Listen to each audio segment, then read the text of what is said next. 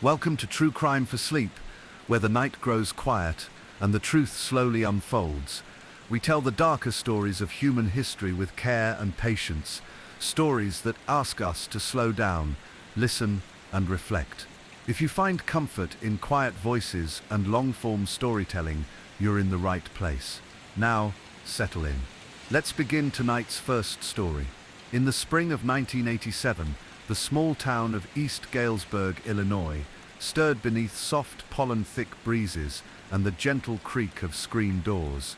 This was the kind of place that seemed to float outside the reach of time, just a scattering of farmhouses, one post office, a diner, a grain elevator, and long flat fields that stretched forever.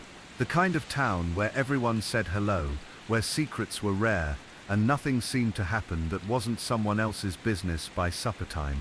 So, when Harold Schenk's lights stayed off for the third night in a row, neighbors began to notice. Harold was 61 years old, a retired maintenance worker from the old ADM soybean plant.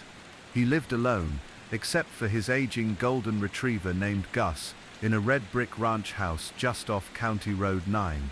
He mowed his own lawn, always at noon on Saturdays, and read the Galesburg Register Mail every morning on his porch with black coffee and one cigarette. He wasn't quite reclusive, but no one knew him particularly well either. Just a quiet man, a steady presence, polite, predictable. It wasn't unusual for Harold to keep to himself. What was unusual was for his mail to pile up. By the fifth day, his mailbox was full. Newspapers lay untouched. The house remained dark, and Gus, usually calm, could be heard barking off and on through the night.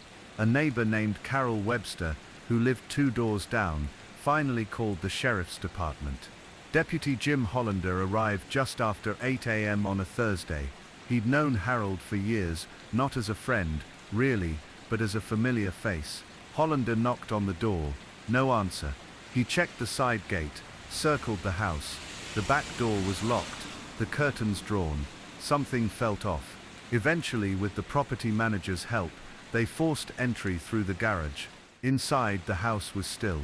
No signs of struggle. The TV was off. A teacup sat on the kitchen table. Gus, the dog, was skittish but unharmed. But Harold wasn't there. Not in the bedroom, not in the den, not anywhere. His wallet was on the dresser. His car was in the driveway. His keys were on the hook by the door. There was no note. No suitcase packed, no evidence of a hasty exit, just the faint scent of dust and dog food, and a growing sense of something wrong. Hollander filed the missing persons report by noon. Search efforts began that same evening. Local volunteers, deputies, and even a few cadaver dogs combed the nearby fields. Ditches were checked. Old sheds were opened. Drainage culverts beneath the highway were searched. Nothing turned up. No footprints, no tire marks, no blood, no Harold. The case gained modest local attention. Flyers went up. A reward was posted by Harold's nephew, who lived 2 counties over. But weeks passed without answers. Theories began to swirl. Some believed Harold had wandered off, perhaps the early onset of dementia. Others whispered darker things, abduction, a robbery gone wrong, even suicide. But none of it quite made sense. There was no forced entry, no valuables were missing, and Harold, by all accounts, had no enemies, no debts, and no reason to disappear. It wasn't until August, 3 months later, that the first break came, and it arrived, of all places, from a farm auction 45 miles away in McLean County. A woman named Denise Albrecht was browsing estate sale items at a dairy farm just outside of Carlock, Illinois, when she found something unusual. It was a collection of military memorabilia, mostly World War II relics, being sold off in lots. One item caught her attention, a faded photograph of 2 men in uniform, one of whom she recognized as Harold Schenk. She was certain. Her late husband had worked with Harold back in the 70s. She had seen that face many times. Why, she wondered, would Harold's photograph be for sale here, nearly an hour away from his home? Denise, unsettled, mentioned the photo to her son, who contacted local authorities. The seller of the estate was a man named Kenneth Bly, a retired truck driver, who had died that July of natural causes. He had no known connection to Harold Schenk, no overlapping relatives, no shared employment history. Yet when investigators searched the rest of Bly's belongings, now in boxes, they found several more items that raised eyebrows. Harold's dog tags were among them. So was a pocket knife engraved with HS, a black and white photo of Gus the dog, and a small wooden carving of a hummingbird that Harold's sister confirmed he had made back in 1972. Something was very wrong. After the discovery of Harold Schenk's belongings in Kenneth Bly's estate, what had once felt like an ordinary missing persons case began to ripple with a deeper unease. East Galesburg residents had already been grappling with Harold's vanishing, but now, the presence of his personal effects in a stranger's home miles away cracked the illusion of random chance. It began to feel deliberate. Deputy Hollander, who'd been quietly keeping the file open, drove down to McLean County to meet with local deputies and sort through the remainder of Bly's belongings. They searched through boxes stacked in the barn, mostly filled with routine items, old receipts, tools, fishing gear, and knickknacks. But tucked within an army surplus footlocker, under several yellowing newspaper clippings and broken medals, lay something that shifted everything: a series of spiral-bound notebooks, dated from 1978 to 1986. The handwriting was tidy and small, the entries written in the third person. It took several pages to understand what they were looking at. The writing described a man, always referred to as the Quiet One, who lived in the red brick home with the retriever.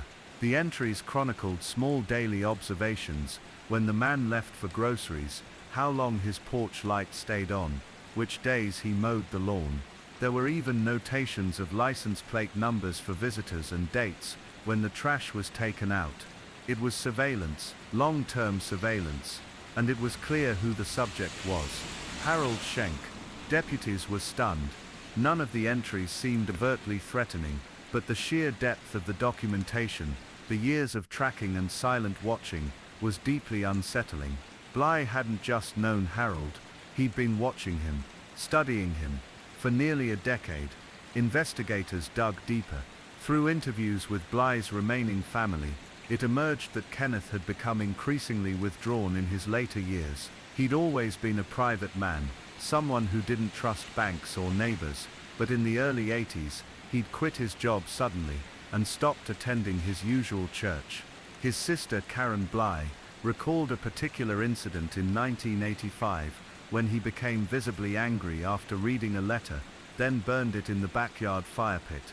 She never saw who it was from. Still, no one could explain the link between Kenneth and Harold. Their lives didn't appear to overlap in any obvious way. No shared schools, employers, or family ties. When the sheriff's department pulled Harold's employment records from the ADM plant, they found a curious note buried in a file.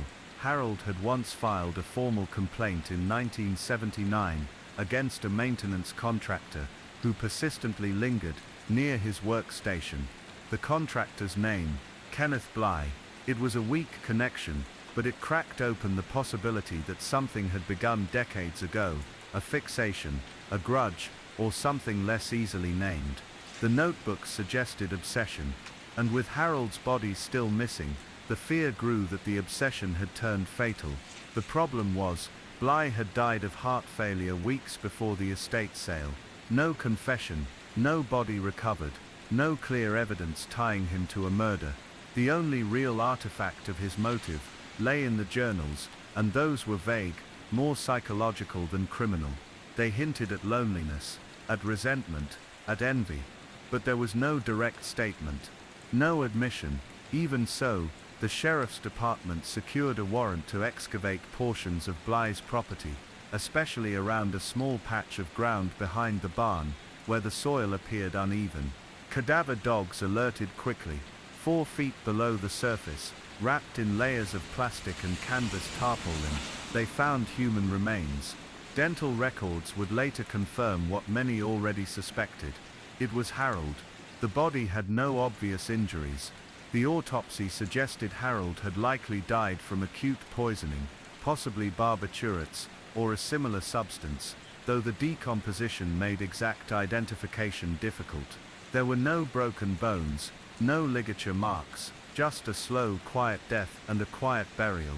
The town mourned, but even as the community placed Harold to rest, the mystery remained tangled. Because tucked behind the final notebook in Bly's footlocker, police found one more thing, a series of typewritten pages. This time, not a journal, but a kind of manifesto. It was undated, unsigned, and rambling. The writer spoke about emptiness and the thief of years, and how some people live the lives meant for others. It referred repeatedly to Harold, though never by name, calling him only the undeserving one. The text didn't read like a planned murder confession. It wasn't angry, but deeply melancholic, as though Bly had grown obsessed not with revenge, but with replacing Harold, becoming him. And it was here that investigators made the most chilling discovery. 1 month before Harold vanished, Bly had legally changed his name in a small neighboring county. The new name on record, Harold Kenneth Bly Schenk. He had even gone as far as submitting paperwork to renew Harold's expired veteran benefits, signing with the new name, and providing some of Harold's original service documents, likely stolen during his quiet surveillance. In short, he had begun trying to live as Harold. This was no random killing. It was a slow, surreal act of identity theft, not for financial gain, but for something stranger. A desire to take on the life of another man entirely, to become him in solitude, to erase him, then replace him. What made it all the more disturbing was how long the transformation had been building. Neighbors in Bly's rural town had noticed his routines shifting in recent years. He began dressing differently. He dyed his hair. He started referring to a golden retriever he didn't own. He stopped attending his regular church and showed up instead at Harold's old denomination. But because Kenneth had no close friends, no one who really knew him, no one pieced it together. No one had been watching the Watcher. Back in East Galesburg, people struggled to understand it. Some clung to the thought that Bly had simply been mentally ill. Others believed he had grown lonely, and over time, irrationally fixated on the calm and order in Harold's life. Still others speculated darker motives, envy, hatred, or a twisted desire to consume what he could never have. What made it even harder to grasp was how quiet the violence had been. No guns, no screams, no chase, just a slow, methodical erasure. One man watched another for nearly a decade. Then one spring day, he ended that man's life, and quietly tried to step into his skin. In the weeks that followed the discovery of Harold Schenk's remains, the town of East Galesburg fell into a kind of collective silence. It wasn't the uproar one might expect after the resolution of a decade-old disappearance. There were no press vans camped out by the courthouse, no flashing cameras, no national headlines. What settled over the town was more intimate, like grief reawakened. As if Harold had only just gone missing, people kept their porch lights on for him at night, even though he would never return. Flowers were quietly left outside the modest red brick house where he had lived, now owned by a young couple who never knew him, but respected his memory. Harold's old neighbors found themselves lingering on their front steps, staring across the street with a different kind of attentiveness. Not suspicion, just the haunting realization that for years, someone had been watching a man they thought was just like any other. And yet, Kenneth Bly hadn't been invisible. He'd lived less than an hour away, attended community events, maintained a modest routine. He even shopped at the same hardware store where Harold once bought his gardening tools. What haunted many was how unremarkable Bly had seemed. A man with few opinions, polite to a fault, and unmemorable in the way you'd forget seeing him the second he turned the corner. Sheriff's deputies quietly reopened other missing persons cases from the region, just to be thorough, but none seemed to fit the particular pattern, or had any meaningful connection to Bly. The journals were reviewed again, word by word. They referenced Harold alone. Every page was focused, obsessed, There was no sign that Kenneth had committed similar acts before. This, investigators began to believe, wasn't the work of a serial predator. It was something more singular, and in some ways, more frightening.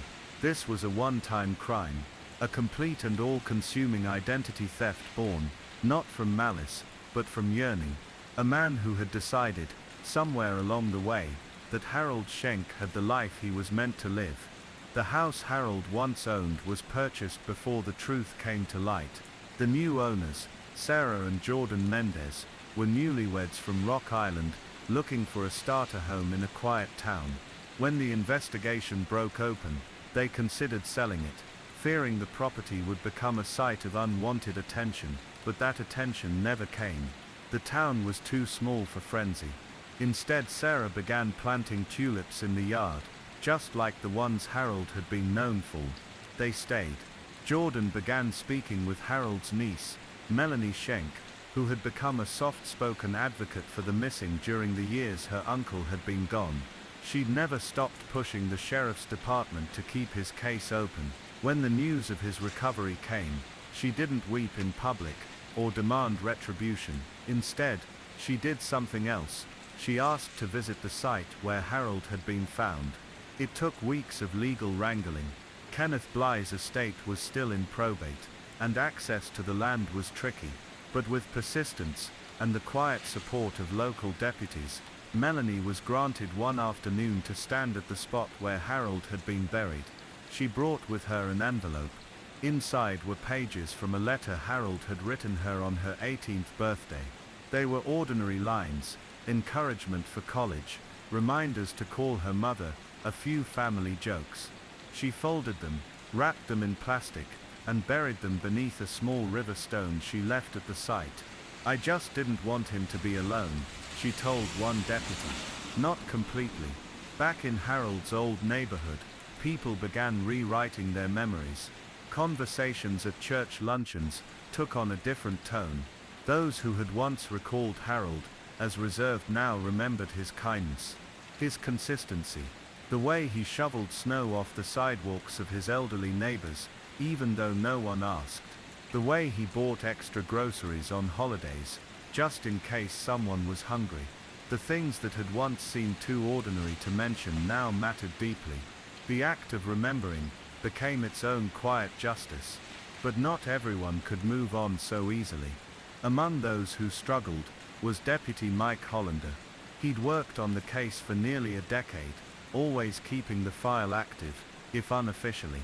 His daughter Lucy had grown up during that time, gone from kindergarten to her high school graduation, in the shadow of Harold's disappearance. She had known Harold briefly, remembered him handing out butterscotch candies from a small tin at the VFW hall. When his body was found, she asked her father a question that stuck with him. Did someone take him because he was kind? Mike hadn't known what to say. The question gnawed at him. He'd spent his career looking for motive. Financial gain, jealousy, passion. But Kenneth Bly's motives didn't fit neatly into any category. The notebooks weren't angry. The fake identity papers weren't elaborate scams. There was no money stolen, no access to Harold's accounts, no signs of a plan to use his name to flee debt or evade the law. Bly had simply wanted to become someone else, not out of necessity, but out of choice. And that choice felt like a violation far deeper than murder. Harold hadn't just been killed, he'd been erased. And worse, his identity had been quietly worn like a costume by someone who had admired him, perhaps even envied him, but ultimately believed he could embody him better than Harold ever had. There was no manual for how to deal with that kind of crime. Lucy asked her father again, months later, as they sat on the back porch watching the dusk settle. Do you think he ever felt it? That someone was watching? Mike didn't answer. He didn't know. But what he did think, and would never say, was this: maybe Harold had sensed it. Maybe that slight unease that had made him change locks in the early 80s, or double-check the garage door at night, wasn't paranoia. Maybe he had felt the weight of eyes on him, and just hadn't known what to do with the feeling. And maybe that feeling, the slow erosion of safety, was the first thing Kenneth ever stole. By winter the town was quieter again. Christmas lights came up, and Sarah Mendez placed a single white candle in the window of the old Schenk house. The sheriff's department officially closed the case. No charges would ever be filed. Kenneth Bly was beyond the reach of justice. But something had changed. In local schools, teachers began to include Harold's story in units on missing persons, not for the gory details. Those were kept private, but as a reminder that some disappearances aren't the work of monsters in the dark.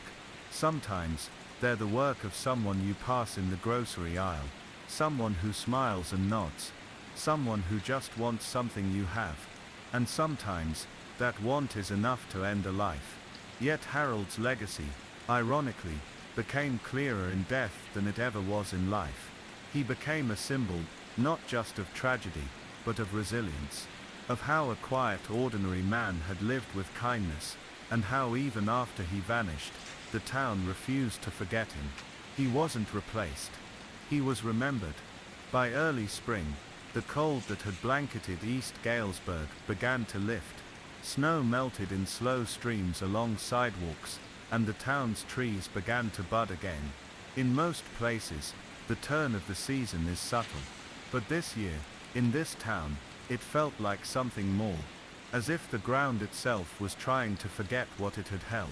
Harold Schenk's name was no longer just a file, or a face on a faded flyer tacked to a bulletin board.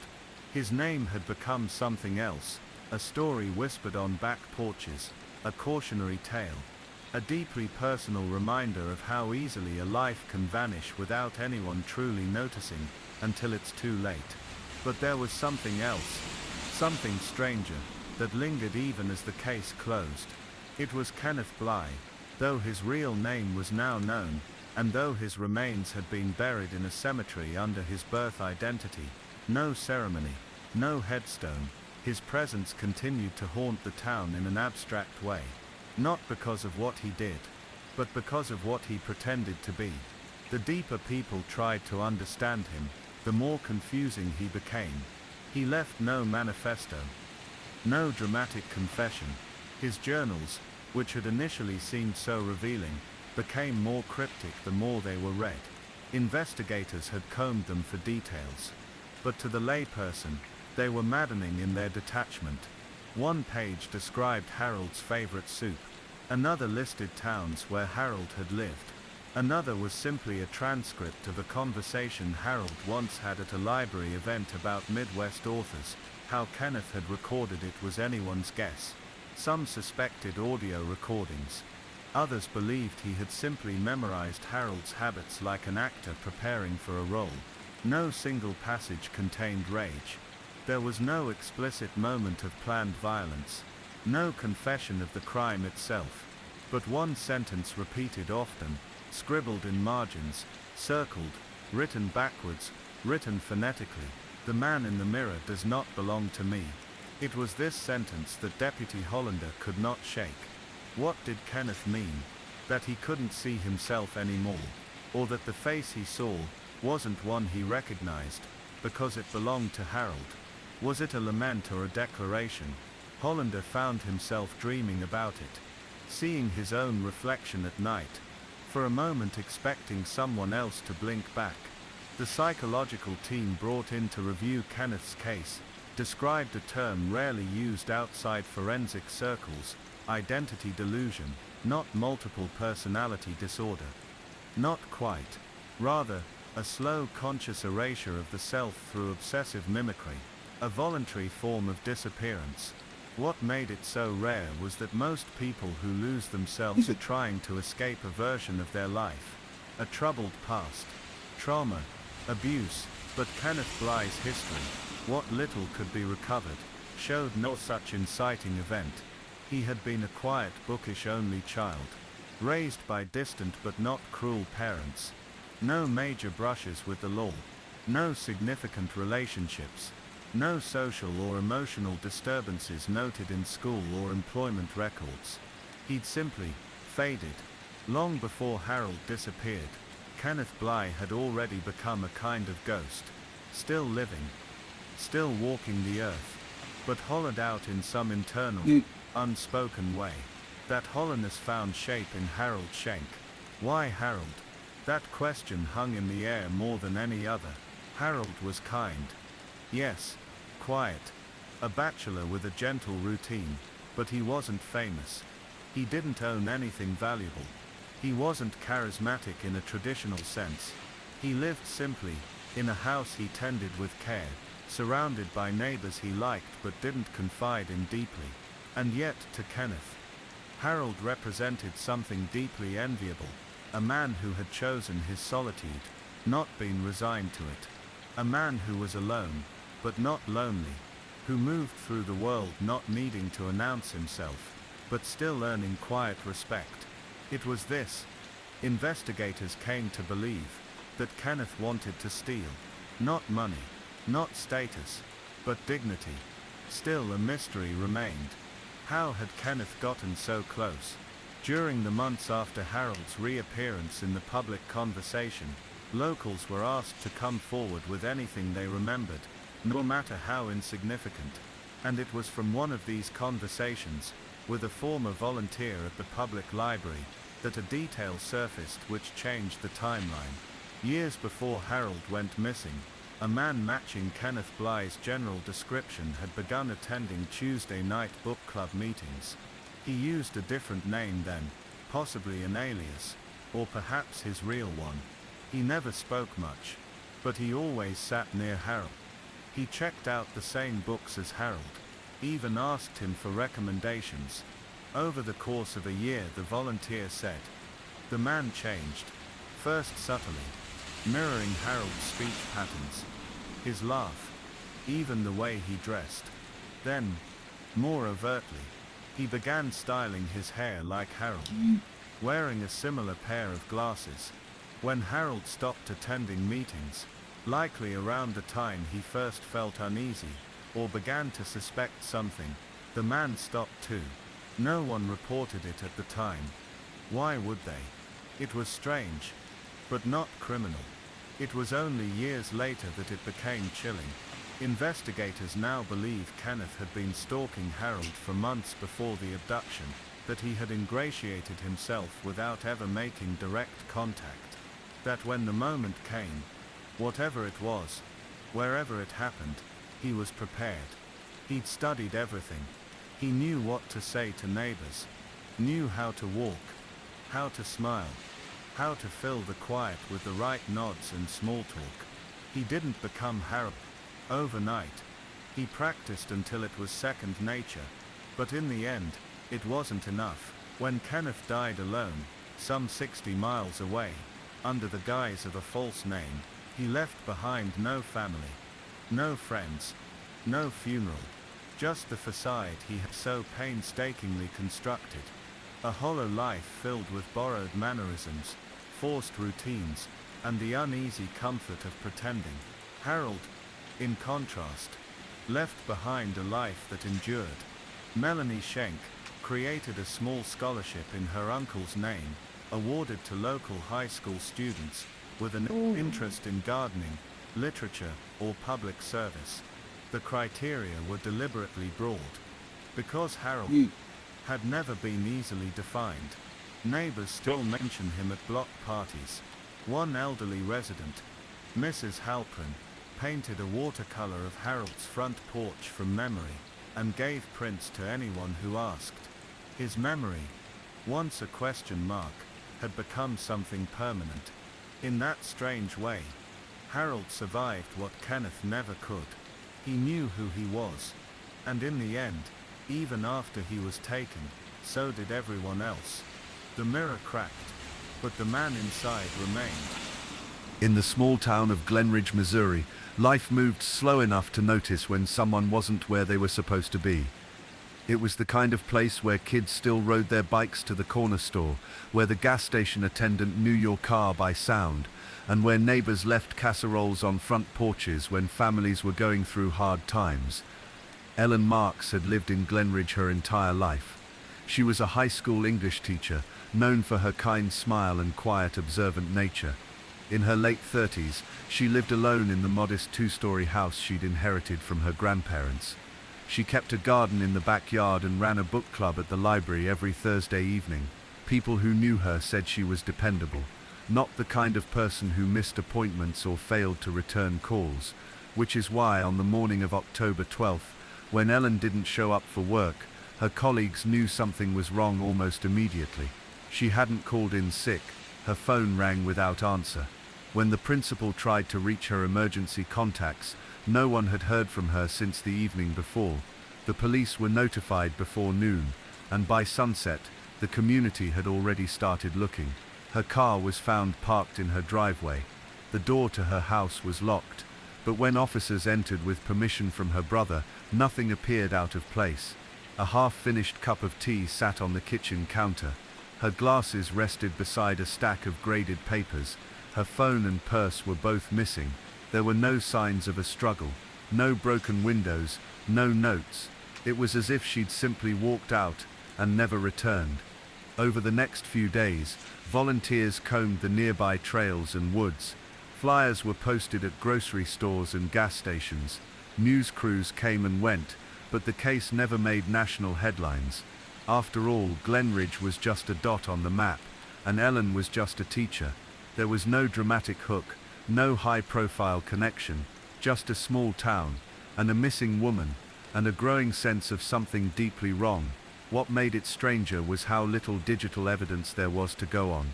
Ellen hadn't posted to social media in weeks, not unusual for her. Her phone records showed only routine calls to family and co-workers. Her emails were unremarkable, mostly school-related. Security footage from neighbors' doorbell cameras showed no unusual activity the night she vanished. But there was one detail that made investigators pause. That Thursday, the day before she went missing, Ellen had sent an email to the library staff asking to cancel the next week's book club meeting. The reason? She had a personal matter to attend to. That was all she wrote. When they interviewed her co-workers and friends, no one could recall Ellen mentioning any plans to travel or any issues she was dealing with. According to her sister, Ellen had seemed perfectly fine when they spoke on the phone 3 days earlier. The last known person to see her was her next-door neighbor, a retired postal worker named Walt Robbins. He told police that on the evening of October 11th, he'd seen Ellen working in her garden just before dusk. They waved to each other across the yard. She didn't appear distressed. She even smiled and mentioned that the fall tomatoes were stubborn this year. That was it. Nothing after that. As the weeks dragged on, the town held vigils. The local church organized community prayers. Her students made handmade posters and lined them along the fence outside the school. Still, no answers came. The police followed every lead they had. A few possible sightings were reported in nearby towns, but none were verified. No credit cards were used. Her bank account remained untouched. Her phone never pinged again after that night. Some began to speculate that she had left on her own, that maybe Ellen, so quiet and composed, had simply decided to disappear, to start over. Maybe she'd been hiding some hidden despair or crisis, but those who knew her best dismissed the idea. Ellen had a life she loved, a community that cared about her. If she were in trouble, they believed, she would have reached out to someone. One detective on the case, Rachel Hendley, was particularly bothered by how clean it all seemed. No sign of forced entry, no online trail, no evidence of a struggle, but also no sign of planning. If Ellen had intended to disappear, she'd done so with a precision that suggested help or coercion. So Detective Hendley began looking beyond the usual suspects. She dug into Ellen's past, her college records, her old yearbooks, even scanned archived versions of her MySpace page from the early 2000s. She looked into every student Ellen had ever reprimanded, every ex-boyfriend, every relative who had even a hint of friction with her. And eventually, she found something, or rather, someone. A man named Leonard Moffat. He had been a student of Ellen's nearly 20 years earlier, back when she'd first started teaching. He was in her class for just a semester. His family had moved shortly after. Nothing in her records showed any issues.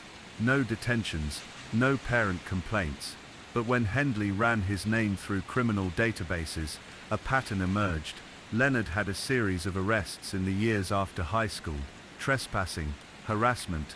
Once he'd been caught lurking near a former co-worker's apartment late at night. That woman later filed a restraining order. Another time he was questioned in connection with a missing person, though never charged. What was odd was that Leonard had no known connection to Glenridge after high school, but his last known address, just 2 years earlier, had been in a town only 40 minutes away. Hendley obtained a warrant and searched his online activity. Most of it was benign: old message boards, political rants, obscure forums about vintage watches. But buried in a private browser cache, she found screenshots of Ellen's faculty photo. Recent ones. The timestamps were just a few weeks before Ellen vanished. And then came the breakthrough. A state trooper doing a routine patrol of an abandoned farmhouse on the outskirts of a nearby town noticed something odd: a window that hadn't been broken before. Inside, the house was mostly empty. Graffiti on the walls, collapsed floorboards. But in the upstairs bedroom, someone had recently set up a sleeping bag, some food wrappers, and a small pile of belongings. Among them, a photograph of Ellen, clearly taken from a distance. She was walking down the school steps, unaware. In the corner of the photo, a reflection in a car window, likely the person who took it. It wasn't definitive proof, but it was enough for Hendley to issue a statewide alert for Leonard Moffat. But by then he was gone. The house had been abandoned for days. No fingerprints, no note, no phone left behind. What they did find, hidden beneath the floorboards, was chilling: a notebook filled with entries that referenced the teacher who remembered me. The handwriting was erratic. The sentences spiraled into obsession. Ellen's name appeared again and again, sometimes as a prayer, sometimes as a threat. I waited years, one line read, because she was the only one who ever looked me in the eyes like I was human. Now she has to remember. To Detective Hendley, it seemed clear. Leonard had been planning this for a long time. Not a random act, but the final stage of a deeply personal fixation. What remained unclear was where he had taken her, and whether she was still alive. The search widened. Billboards went up. Sketches of Leonard's aging face were circulated. But the trail was already cold, and Ellen was still missing. In the weeks that followed the discovery of the notebook in the abandoned farmhouse, a quiet despair settled over Glenridge. The hope that Ellen Marks would return home unharmed began to erode. Her face was now a fixture on telephone poles, library bulletin boards, and gas station windows across the region. Her photo, framed in soft natural light from a school staff portrait, felt increasingly haunting. Her smile frozen in a moment that now belonged to a different world. Detective Rachel Hendley was running on equal parts caffeine and stubbornness. She hadn't taken a proper day off since Ellen disappeared, and her once pristine desk now looked like something from a crime thriller: overlapping maps, highlighted printouts, and scrawled notes connected by red string. To outsiders, it may have seemed dramatic, but in Rachel's experience, cases like this didn't break open with a dramatic reveal. They cracked slowly, fragment by fragment. She believed Ellen was still alive. There was no physical evidence to the contrary. No body, no blood. And Leonard Moffat's writings, while disturbing, read like the ravings of a man obsessed with control, not destruction. If Leonard wanted to punish Ellen, he would have made a show of it. This was something else. Something possessive. He wanted her to see him, to remember him, to acknowledge the version of himself he had clung to for decades. The biggest challenge now was predicting where he would go next. Rachel revisited Leonard's past. He had no close family, a few foster homes in childhood, a history of moving from town to town, taking odd jobs that never lasted long. She spoke to his former parole officer, who described him as quiet, intense but always compliant. He stayed invisible, the officer had said, didn't make waves. That's what scared me about him. The ones who talk back, at least you know what they're thinking. It wasn't much to go on, but Rachel kept digging. Through a warrant on his last known email, she found something unexpected: an unassuming Gmail account tied to a blog Leonard had been quietly updating for over a year. The blog, titled The Forgotten Doll, was written in cryptic prose and poetic fragments, posted sporadically and often without context. But as Rachel read through the entries, a pattern began to emerge. There were references to the house behind the water, a place of silence, and the room where the clock stopped. Each post was like a riddle, but something in their rhythm suggested location, a place with significance, a place Leonard had prepared. The phrase house behind the water stuck in Rachel's mind. She began searching property records, near rivers, reservoirs, and lakes within a 200-mile radius. Eventually, she found it, a long-abandoned hunting lodge on private land near the Lake of the Ozarks, owned by a family trust that hadn't paid taxes in years. The building was hidden deep in the woods, accessible only by a single gravel path that wasn't marked on most GPS systems. A team was assembled. They moved in quietly, without sirens or lights. What they found would remain with Rachel for the rest of her life. The lodge was intact, but derelict. The floorboards creaked underfoot. Dust hung thick in the air, but there were signs of recent occupancy. Blankets, food containers, a solar-powered lantern, and in one corner of the basement, a small space had been sectioned off with plywood and tarps. It was there that they found Ellen, alive, thin, dehydrated, disoriented, but alive. She was sitting on a cot, her back against the wall, staring blankly at the door. The light was low, and for a moment she didn't seem to register the presence of the officers. When Rachel knelt beside her, she barely blinked. Ellen didn't speak right away. She was taken to a hospital, examined, and stabilized. The doctors said she had no major injuries, but that she had likely been sedated on and off during her captivity. Her return was both a miracle and a mystery, because Leonard was nowhere to be found. A perimeter was established. Bloodhounds were brought in. The lake was searched. Nearby cabins were checked, but it was as if he had vanished into the woods, swallowed by the landscape he knew far better than anyone else. When Ellen finally began to speak, her words were soft and halting. She described being taken from her home at night, blindfolded, and placed in a vehicle. She'd been bound but not hurt, and when she arrived at the cabin, she realized Leonard had been watching her for some time. "He talked to me like we were old friends," she said, "like we shared something sacred. But I didn't remember him. Not really. He kept waiting for me to say something, to recognize him. When I didn't, he got quieter. Not angry, just sad."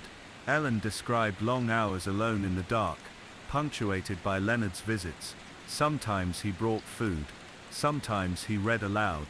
Books he said she used to recommend in class.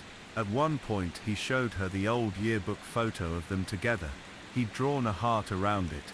He called her the only real person. "I tried to talk to him," she told Rachel. "I tried to get through, but he didn't want a real conversation. He wanted a memory that didn't exist." Over the next few days, Ellen's story was quietly verified. Bit by bit, the cabin contained enough evidence, Leonard's fingerprints, clothing, even journals, to confirm his presence. There were no signs that anyone else had helped him. He had planned the abduction meticulously, over months or even years. News of Ellen's recovery spread through Glenridge like wildfire. The town erupted in cautious celebration. Banners were hung, church bells rang, people stopped by her family's home with flowers and warm food. But even as the town tried to move forward, a shadow lingered. Leonard Moffat was still out there, and for Ellen, the experience hadn't ended. Not really.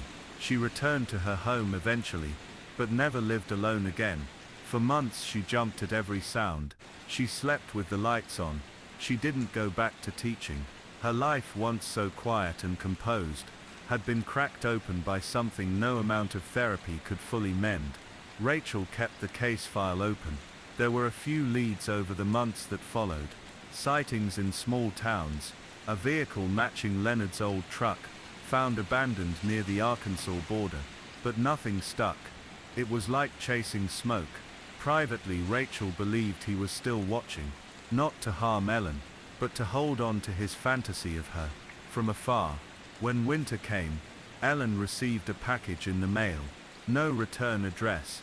Inside was a copy of Jane Eyre, her favorite novel, the same edition she used to read aloud to her students. Inside the front cover, written in neat black ink, was a single line: "I remember everything, even if you never did." There were no fingerprints, no security footage from the post office. The package had been dropped into a blue mailbox on the edge of town, and nothing else was left behind. Ellen didn't report the package. She told no one, not even her sister.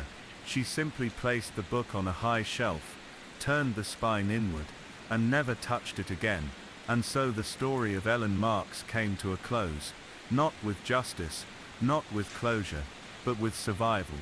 And in Glenridge, that was something close to a miracle. But Leonard Moffat, he was still a whisper in the woods, a ghost in the corner of her vision, a name never spoken aloud, because doing so might bring him back. And some stories are better left in silence. Winter in Glenridge came hard that year. The snowfall muffled sound and smoothed over the jagged corners of memory. The townspeople tried to return to routine, to let the rhythm of cold mornings and dark evenings sweep away the unease left behind by Ellen Marks's disappearance and return. But fear has a long half-life, and even as decorations went up in the windows and carolers moved through the neighborhoods, Glenridge never truly exhaled.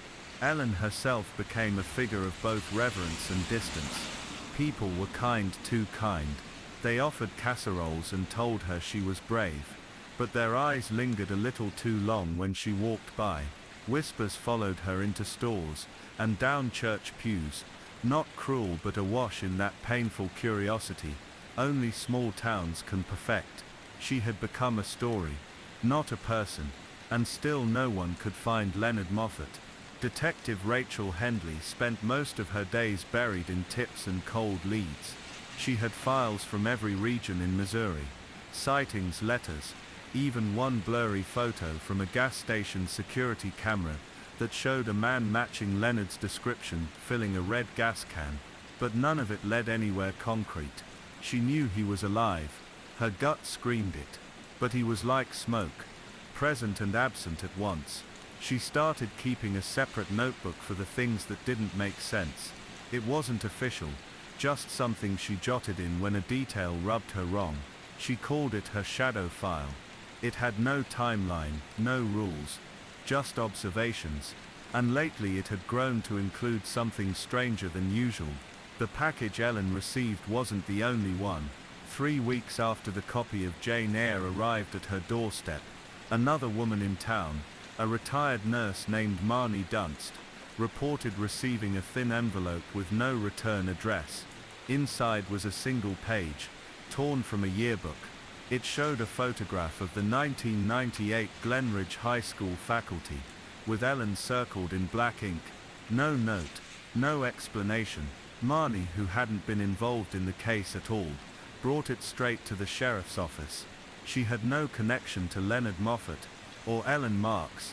She simply lived alone, walked her dog each morning, and had served as the school nurse for 20 years before retiring in 2017.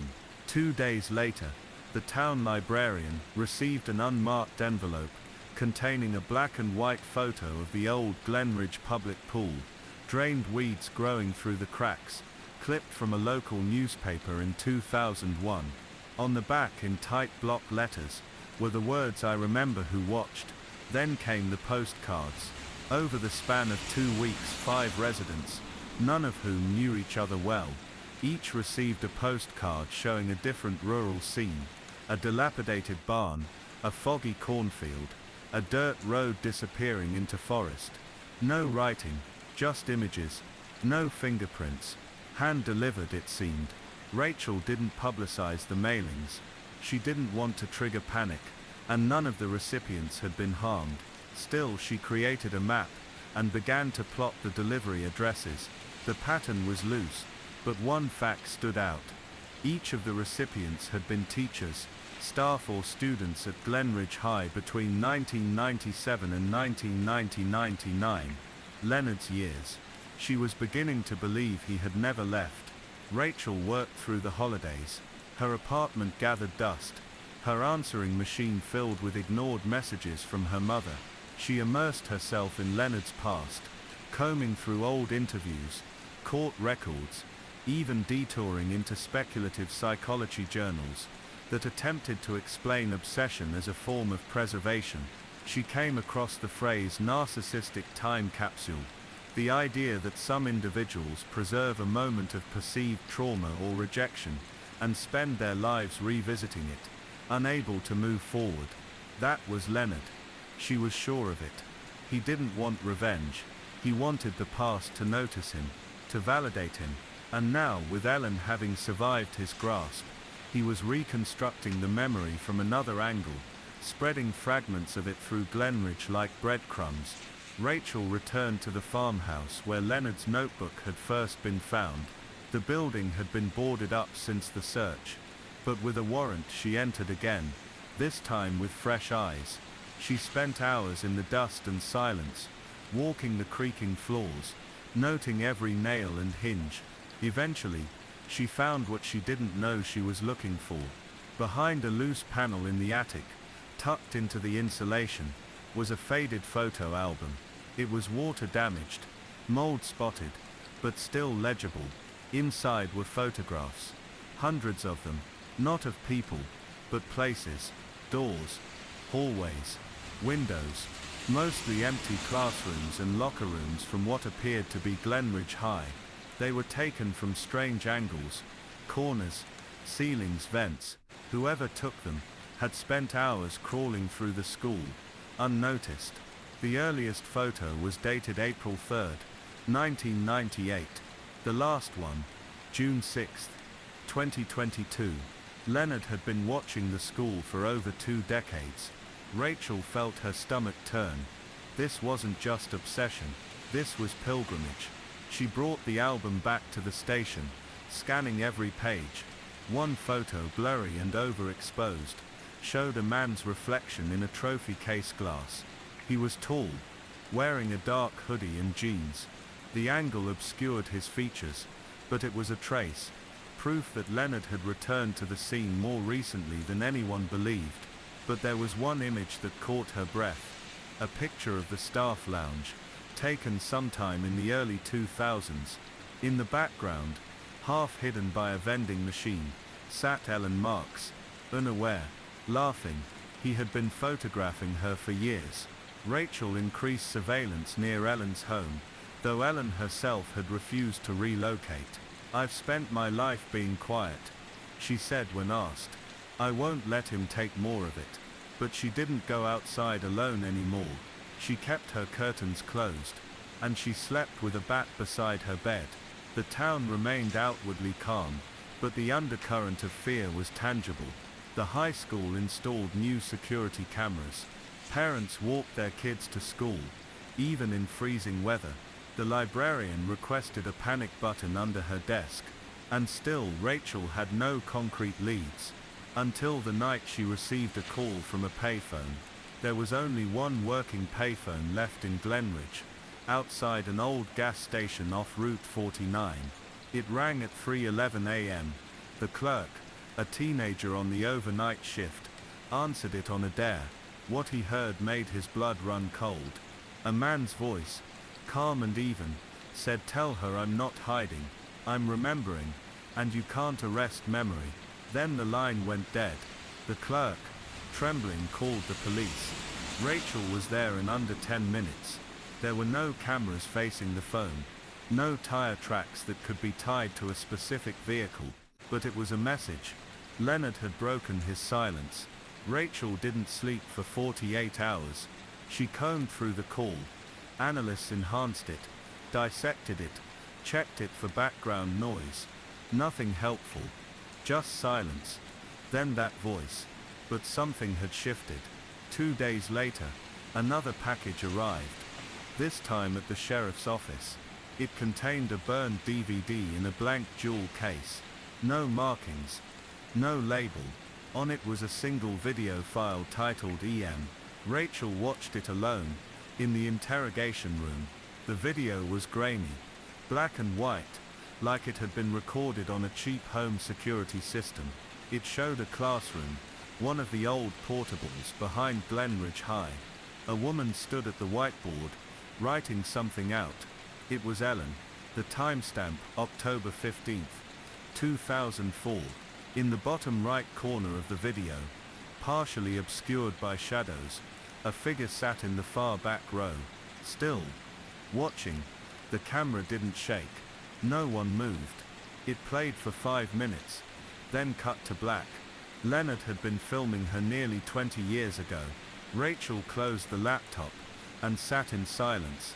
The room was too quiet. The hum of the overhead light was deafening. This wasn't about finishing something. It was about keeping something. Leonard wasn't trying to destroy Ellen. He was building a shrine to her, one memory at a time. And shrines don't stop until the builder is stopped.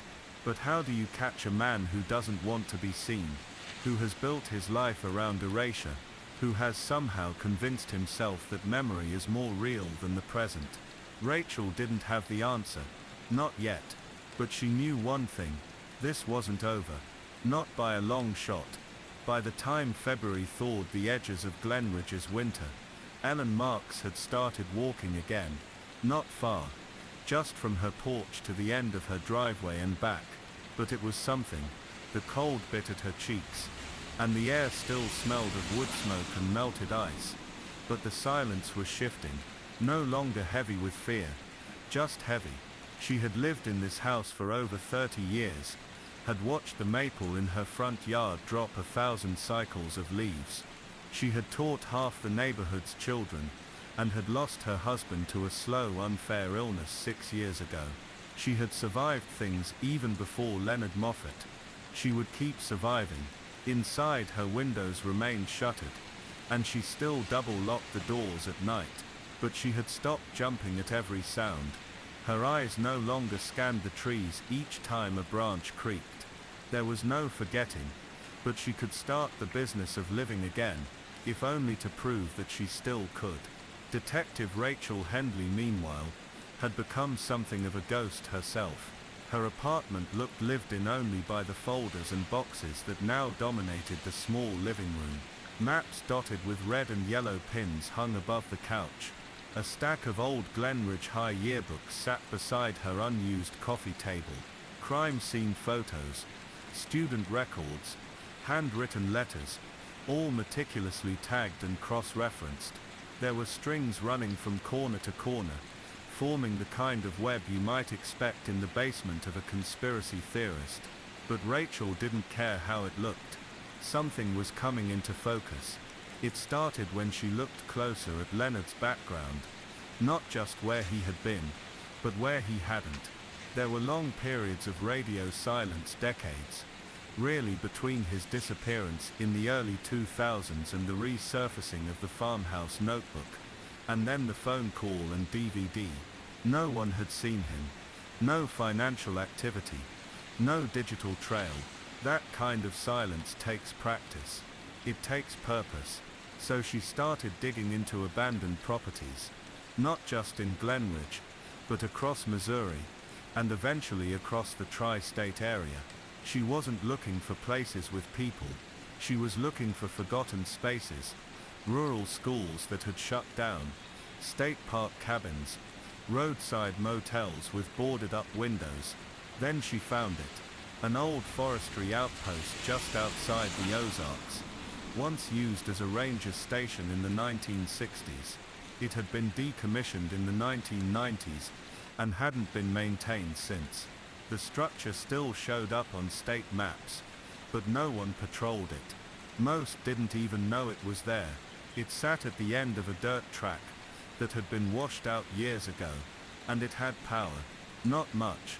Just a line run-in from an old generator hub used for seasonal hunting cabins, but enough to light a bulb, power a small appliance, or maybe run a laptop for a few hours each night.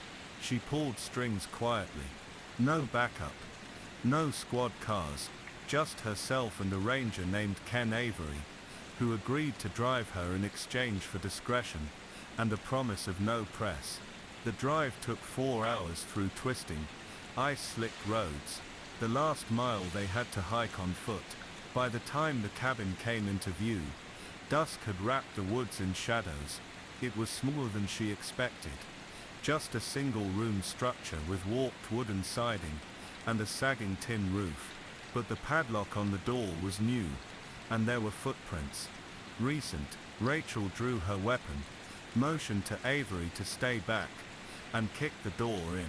The air inside was stale, metallic. It smelled faintly of gasoline, and something older, mildew and mothball. Yeah. There was a cot in the corner, a rusted camping stove, and a crate filled with canned goods. But what struck her most was the wall. It was covered in photographs, dozens, hundreds, not just of Ellen Dot. There were images of students, teachers, administrators, all from Glenridge, some decades old, some from last fall.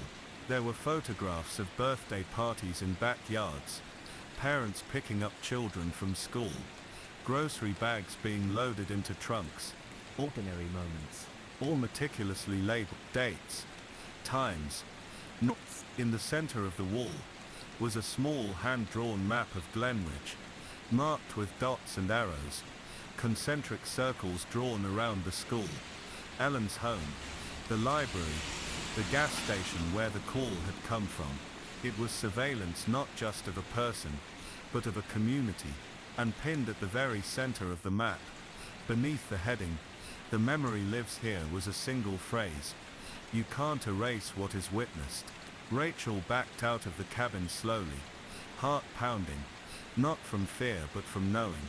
Leonard had lived here, recently. He had catalogued them all, and he had plans. What those plans were, she didn't yet know, but she knew what she had to do. Back in Glenridge, she issued a quiet community alert, not a panic notice, but a message urging residents to report any signs of trespassing, missing items, or strange mail. She increased patrols near the school and Ellen's home, and she made one more stop, an unannounced visit to Ellen's kitchen table. Ellen poured her coffee calmly. "You found something," she said without question. Rachel nodded. "He's nearby. Or he was. He's been watching all of you for a long time." Ellen didn't flinch. "That's not news." They sat in silence for a moment. The town of Maple Hollow was the sort of place where most houses had porches, most children rode their bikes home from school, and most nights ended with the soft hiss of sprinklers and the hum of cicadas. Nestled along the edge of dense pine-heavy woods in northern Washington, it wasn't a place you'd expect something terrible to happen. But the worst things rarely begin with fanfare. On the morning of June 12, 2003, 17-year-old Sarah Whitmore didn't show up for her summer job at the local library. She'd been working there part-time since the school year ended, a quiet, well-liked girl who shelved books without complaint and knew exactly where every volume of the Animorphs series was located. Her manager, Mrs. Kemp, assumed she'd overslept. By noon, she'd called Sarah's home. No answer. By 2 p.m., she called the sheriff. In most towns, a teenager being out of reach for a few hours doesn't trigger alarm. But Maple Hollow was small. Sarah was responsible. And more importantly, her mother, Evelyn Whitmore, was a widow who had already lost one child before. Sheriff Lou DeWitt arrived at the Whitmore residence by late afternoon. The house sat at the edge of Pinebrush Road, the last structure before the gravel gave way to the thick sprawl of forest. Sarah's bedroom window faced the woods, her curtains still pulled aside. Her bed was made. Nothing looked out of place. Her shoes were by the door. Her phone was still charging on the nightstand. Only one thing stood out. Her bike was gone. Evelyn hadn't heard her daughter leave. There had been no note. No plans. Sarah's job didn't start until 10 that morning. She had no reason to be out early, but based on the position of the sun in the neighbor's CCTV footage, which partially caught the edge of the Whitmore driveway, Sarah had rolled out on her bike sometime around 7:15 a.m. And then nothing. No sign of her entering town. No footage of her at the library, the gas station, or anywhere along the road in between. It was as if she'd pedaled into the woods and vanished. Sheriff DeWitt initiated a search by dusk. Volunteers canvassed the forest edges. Search dogs were brought in. Flashlights bobbed between the trees long into the night. But nothing turned up. No bike, no backpack, no trail. The woods gave nothing back. Over the next 3 days the search widened. Helicopters were called in. Local news stations picked up the story. But despite hundreds of man-hours, Sarah's name became another hollow ring in the town's slow, aching silence. Rumors started to spread. Was it an animal? A drifter? Did Sarah run away? Was someone following her? Then, 5 days after she vanished, a hiker named Nolan Price emerged from the southern edge of the forest, stumbling and disoriented. He'd been out camping alone far beyond the official trails. He'd seen no signs of Sarah, but he'd heard something strange the day before, a sound like a bell. Not a church bell, but something sharper. He said it rang 3 times in the distance, and then stopped. He didn't go looking. Something about it unsettled him. He packed up his camp and hiked straight out. The bell was odd. No structures existed that deep into the woods. And Sarah's disappearance wasn't known to him. He hadn't had cell service for days. Sheriff DeWitt quietly organized a new search zone around the area Nolan described. A narrow gulch of trees, heavy with moss and tangled brush. That's where they found the shoe. It was one of Sarah's Converse faded blue, with a missing lace. It lay beside a patch of flattened ground, a place where someone might have fallen. A few feet away, the other shoe. And beside that, tire tracks, not from a bike, but a vehicle, deep enough to suggest weight. The treads were old, not recent, but the presence of a vehicle that far into the woods raised a troubling question. Was someone else living out there? The search intensified again. They found more. A ribbon, Sarah's, tied to a branch at shoulder height, a page torn from a paperback novel, damp but legible, a rusted pocket knife that had likely been there for years but nearby, too close to ignore. But still no Sarah. Then came the letter. It arrived at the sheriff's office 8 days after she vanished. Typed. No return address. The postmark read Seattle. The message was short. I watched her go. The forest keeps its promises. You won't find her bones, only echoes. Sheriff DeWitt didn't release the letter to the public. Not at first. The FBI was brought in. Handwriting analysis found no matches. The paper was common. The ink could have come from any drugstore printer. It was a dead end. Evelyn Whitmore began to unravel. She stopped answering her phone. Friends left food on her porch, but she rarely answered the door. Sarah had been the last tie to normalcy in her life, and now that tie had snapped. Months passed. Leads dried up. Fall came, then winter. Snow buried the forest trails. Sarah's name faded from headlines and lingered only on flyers posted in gas station windows and church bulletin boards. And then exactly 1 year later, June 12, 2004, another letter arrived. She wanted to stay.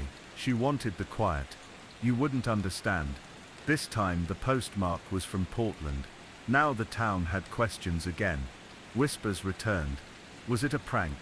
A hoax? Or was someone watching? And then Evelyn received her own letter. It was hand-delivered. No envelope. Just a single page left on her porch under a small stone. She still dreams of you. She asked me to say that. That letter changed everything. Because only Evelyn knew what that meant. When Sarah was 8, she had night terrors. Evelyn had once told her, trying to soothe her back to sleep, even when you dream, I'm always right here. And Sarah had whispered back, I'll tell you my dreams so you won't miss them. It wasn't something anyone else would know. Unless Sarah told them. Searches resumed. More dogs. More helicopters. But no remains. No body. No physical proof she was alive. Just letters. Just words. The forest remained the same. Unmoved, untelling. But something had shifted. Sarah hadn't simply vanished. She might have chosen to stay. The FBI built a profile. They suspected someone older, educated, possibly a former teacher or librarian, someone who could gain trust, manipulate emotion, and survive in isolation, someone who knew how to move undetected and send letters that said little but meant much. Someone capable of convincing a young woman to abandon her life, or keeping her hidden by force.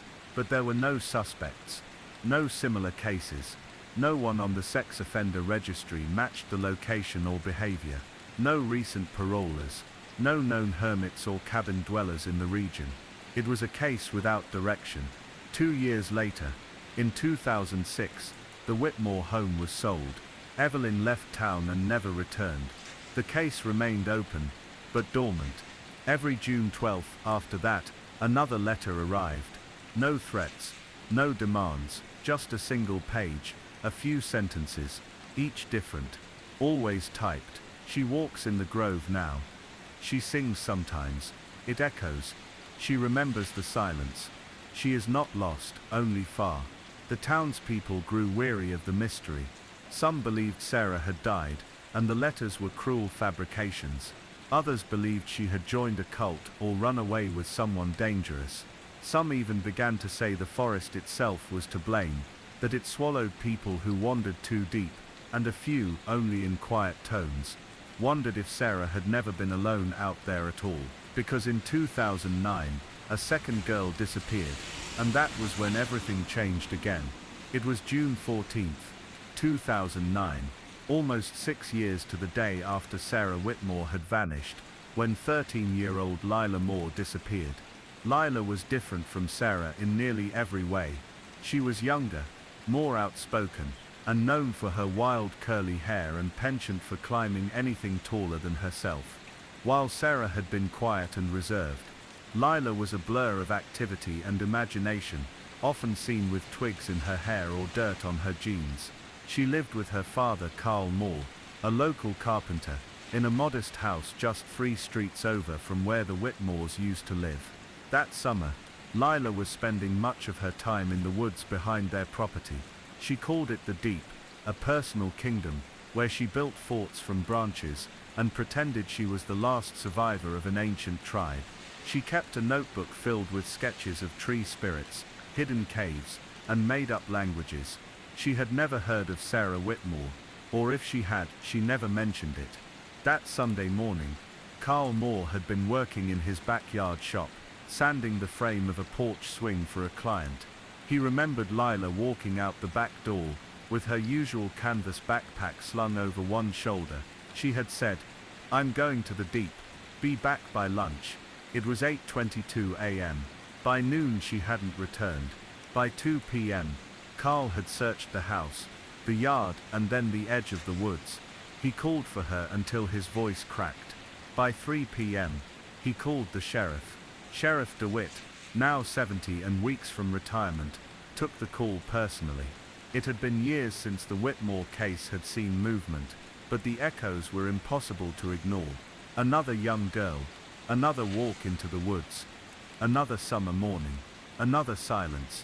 Search teams were assembled again, some of the same volunteers who had searched for Sarah. This time, the woods were combed more meticulously. They had learned from the last time. At 6:15 p.m., just before dusk, they found Lila's notebook. It was lying open in the middle of a narrow animal path, the pages fluttering in the breeze. The sketch on the visible page showed a girl, stick-figured, but clearly meant to be human, standing in front of what looked like a door carved into the side of a hill. The caption read, "The Whisper House." Beneath that, scrawled in different handwriting, "She's here. She listens now." The searchers froze. The handwriting didn't match Lila's. It was neater, measured, too precise for a child. They found Lila's backpack less than 100 yards away, tucked beneath a rotted log, inside a water bottle, granola bar, flashlight and a small compass. Nothing was taken. Nothing was damaged. It was as if she'd set it down, and simply walked away. The FBI rejoined the investigation. This time, they came prepared with behavioral analysts, profilers, and forensic specialists. The similarities between Lila's disappearance and Sarah's were undeniable. Young girls, woodland disappearances, and strange poetic messages. But what disturbed them most was how carefully Lila's case seemed to mirror Sarah's. It felt intentional. Investigators began to consider a chilling theory. Someone might be recreating the original disappearance.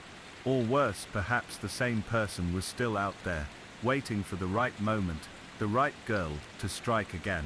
The analysis of the new handwriting confirmed what many feared. It bore remarkable similarities to the original anonymous letters sent to Sheriff DeWitt years ago. There were subtle consistencies: the spacing, the slant, the way the lowercase g curled to the left. And this time, there was physical evidence.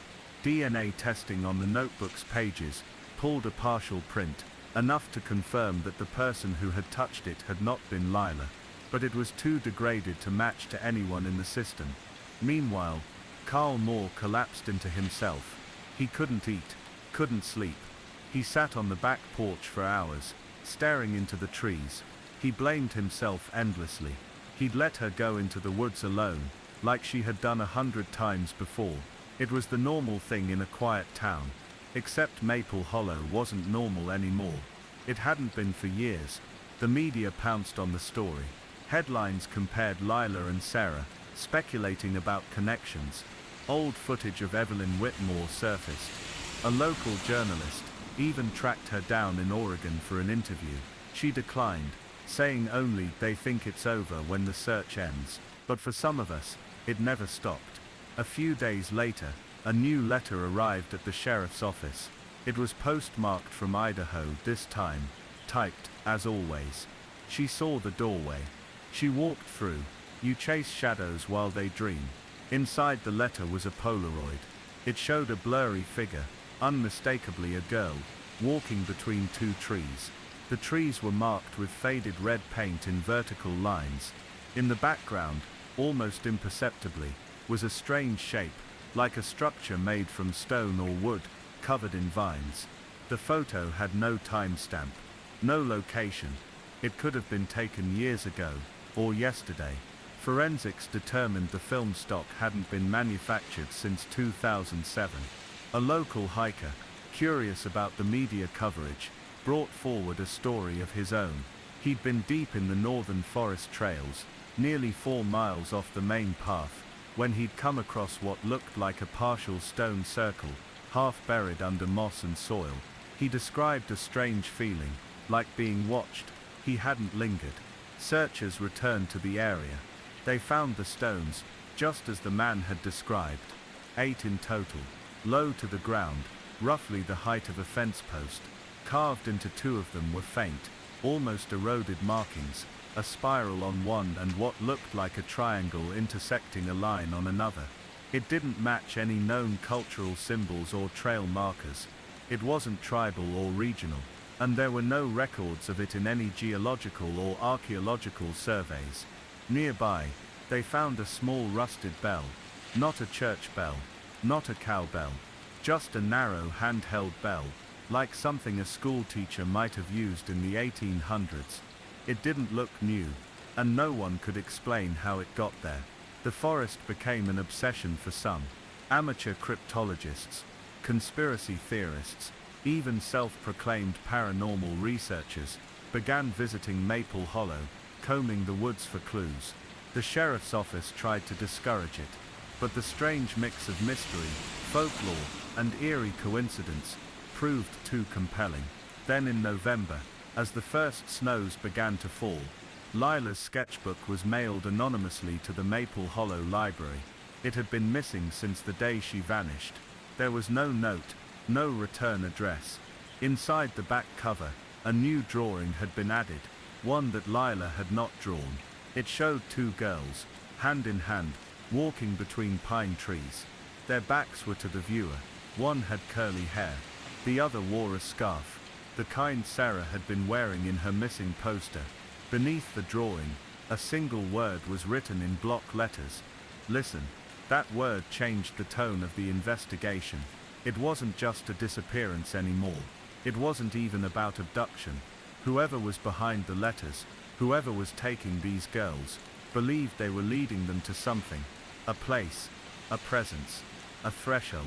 The FBI considered the possibility of a survivalist cult living off-grid in the forest, raising the question of whether Lila and Sarah were still alive, being held in some makeshift compound. But satellite imagery revealed no heat signatures or man-made clearings large enough to house such a place. The theory faded. Years passed. The letters continued, one each year, on or near the anniversary of each girl's disappearance.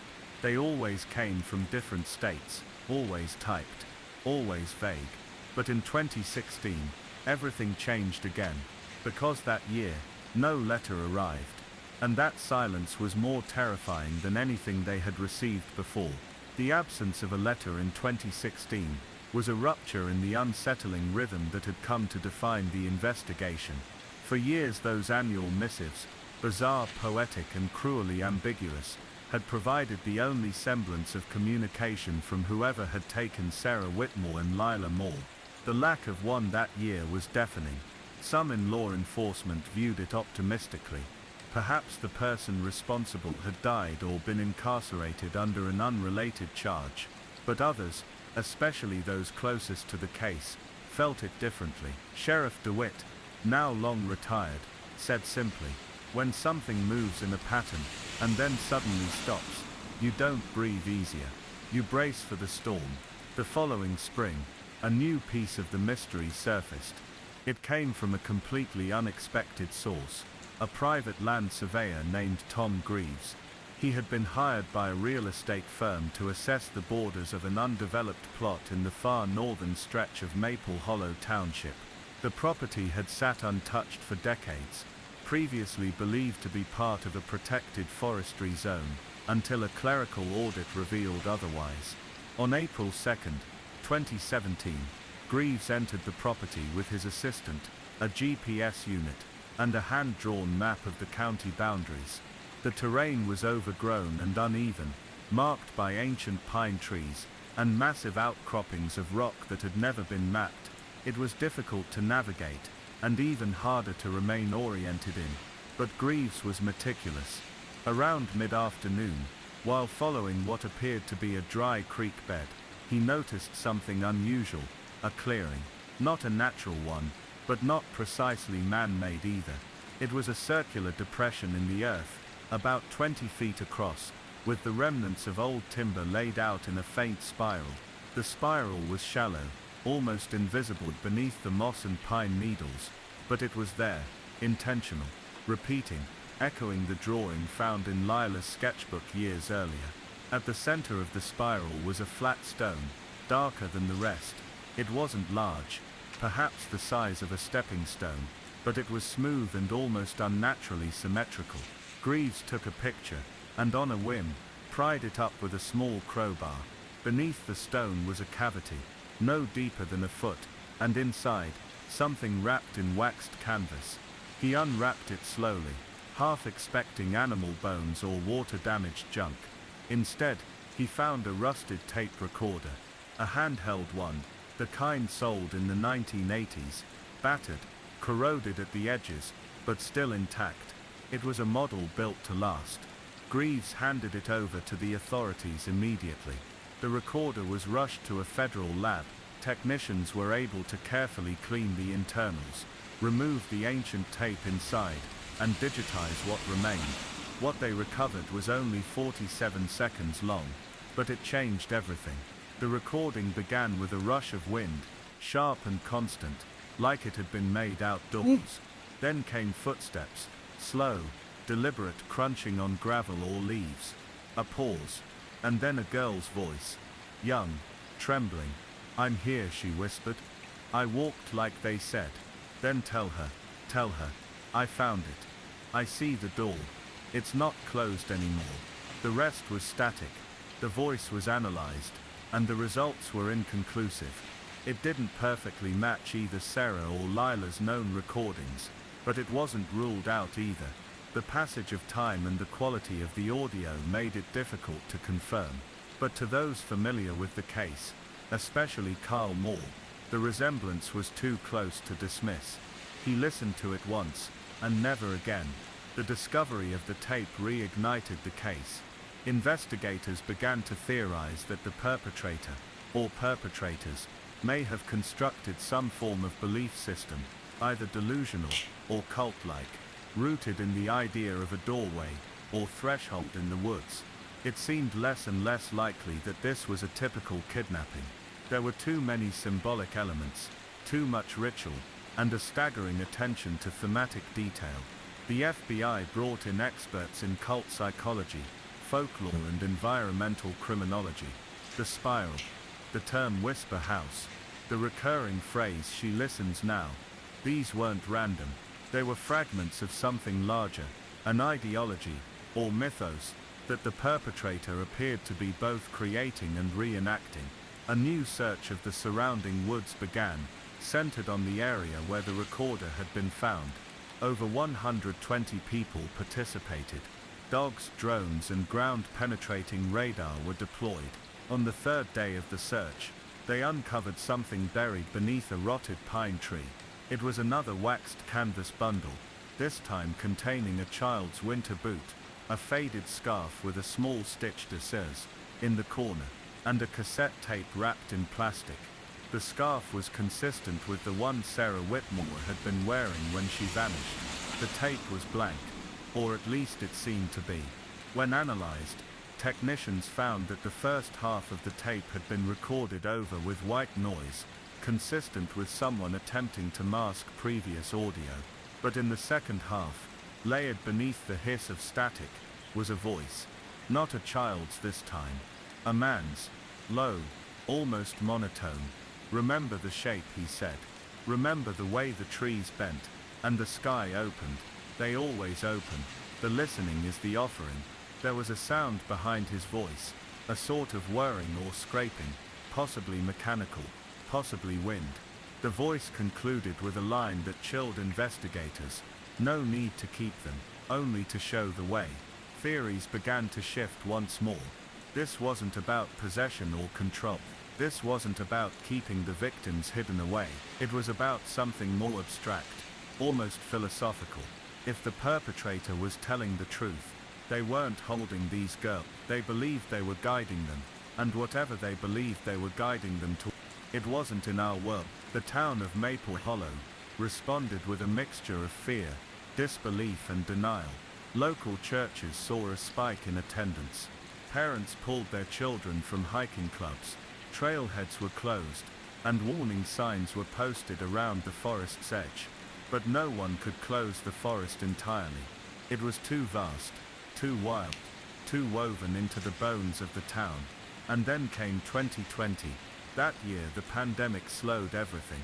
Investigations were delayed, resources reallocated. People were focused on survival, and for a brief time, it seemed like the mystery had receded into the background. Until October 13th. That morning, a jogger on a back trail came across a tree, unlike any he'd seen before. It was a young birch, bent nearly in half, with its bark peeled away in precise spiral patterns. At the base of the tree was a small stack of stones, 3 flat ones, arranged in a triangle. Pinned to the trunk with a rusted nail was a Polaroid. The photo showed 2 figures. One was a girl, crouched low to the ground, with long curly hair. The other stood behind her, cloaked in shadow, tall, indistinct and wearing what appeared to be a cloth mask. On the back of the photo was a single phrase, "Another has heard." Authorities kept the discovery from the public, but internally, it sparked a deep unease. The language was changing. The messages were becoming more direct, more confident. And then in late 2021, a woman came forward with a story that shattered everything. She was in her late 20s, with no known ties to Maple Hollow. She had been living under a different name in Arizona, working as a seasonal park ranger. Her name, she claimed, was Sarah Whitmore. Her DNA confirmed it. She had no memory of how she vanished. Her last clear memory was walking into the woods in 2003. After that, nothing. A blur. A series of disconnected images. A spiral. A dark room. A voice singing in another language. And then waking up miles away, barefoot, disoriented. in the back of a service station near Flagstaff, in 2006. She had been living under the name Claire Atwood ever since. The news shook the community. The return of Sarah was a miracle, but also a riddle. She had been declared legally dead. Her mother had passed away the year prior, never knowing the truth. The house had long since been sold. When asked about Lila Moore, Sarah cried. "I saw her," she said, "just once, in a clearing. She was drawing in the dirt, but she didn't recognize me. And then she was gone." That was all she remembered. No location, no time frame, no answers, only that she hadn't been alone. Not in the woods, not in the silence, and not in the Whisper House. Sarah Whitmore's return should have brought a final act to a haunting story that had hung over Maple Hollow for almost 2 decades. But instead her reappearance opened a new door, one that didn't lead back to comfort or understanding, but deeper into the unknown. Her testimony was both a gift and a torment. On the surface Sarah was healthy, her vitals were stable, her speech clear, her demeanor grounded, but inside, she was broken by something she couldn't articulate. She could not explain where she had been. There were no clear memories of captivity, no descriptions of a person or a place, no proof of confinement or abuse. What she offered was an unsettling fragmentation of imagery and sensations, partial memories stitched together by feeling rather than logic. The FBI's forensic psychologist, Dr. Ely Gannon, spent several months conducting interviews with her. He had worked on cult survivor deprogramming in the past, and was experienced in cases of trauma-induced dissociation, but even he admitted, quietly, that Sarah's case was unlike anything he'd encountered. She does not exhibit the traditional signs of long-term captivity, he wrote in his notes. There is no record of malnutrition, restraint marks, or psychological conditioning in the way we usually see.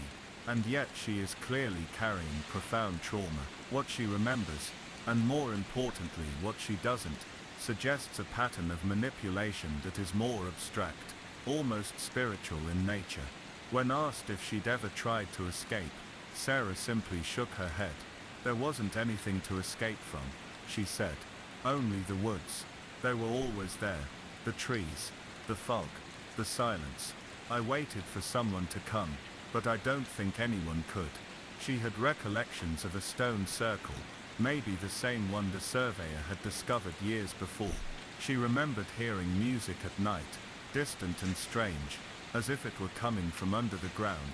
She remembered waking in different places, always barefoot, always cold, and never sure how she had moved. But most disturbing of all were her comments about the door. It wasn't a real door, she said in one interview. Not like one in a house. It was just a place. The air felt different there, like it was vibrating. The trees would bend toward it. I knew I couldn't step through. Not really, but I think Lila did. When pressed, she clarified.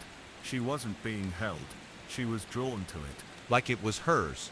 Like she had always been meant to go there. She told me something before she left, but I don't remember what. I remember only her eyes. She wasn't scared. Law enforcement, predictably, struggled with this information. It wasn't actionable. There were no names, no places, no landmarks. They couldn't locate Lila.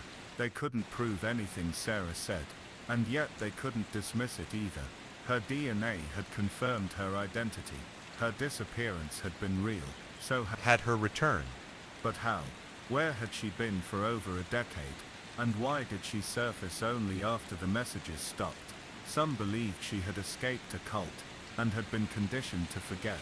Others suggested she had been wandering too mentally broken to ask for help, and somehow had fallen through the cracks. But none of that explained the recordings, the letters, the spiral symbol, or the fact that her voice had been captured on tape before she reappeared. One detail troubled Sheriff DeWitt more than any other. The letters had stopped in 2016. Sarah returned in 2021. That left a 5-year gap. Where was she during those 5 years? He asked. No one could answer. Sarah herself didn't know, or perhaps she did, but couldn't say. Public reaction to her reappearance was swift and split. Many welcomed her home with open arms, offering prayers and support. Others were skeptical. Online conspiracy forums speculated she was a plant, a government experiment, or worse, a pawn used to obscure the real story. Some claimed she had been brainwashed. Others believed she was still under the control of whoever had taken her. One theory gained particular traction, that Sarah had never truly left the Whisper House, that whatever it was, place, entity, belief system, still had hold over her, and she had been sent back for a reason. When asked what she thought of the letters, Sarah grew quiet. "I never saw them," she said, "but I think he wrote them. The man in the dark coat, the one who never talked." There had never been any confirmed sighting of such a figure, but multiple witnesses over the years had reported seeing a tall hooded man near the trailheads, or watching from the tree line, always at dusk, always vanishing before anyone could get close. Sarah described him clearly.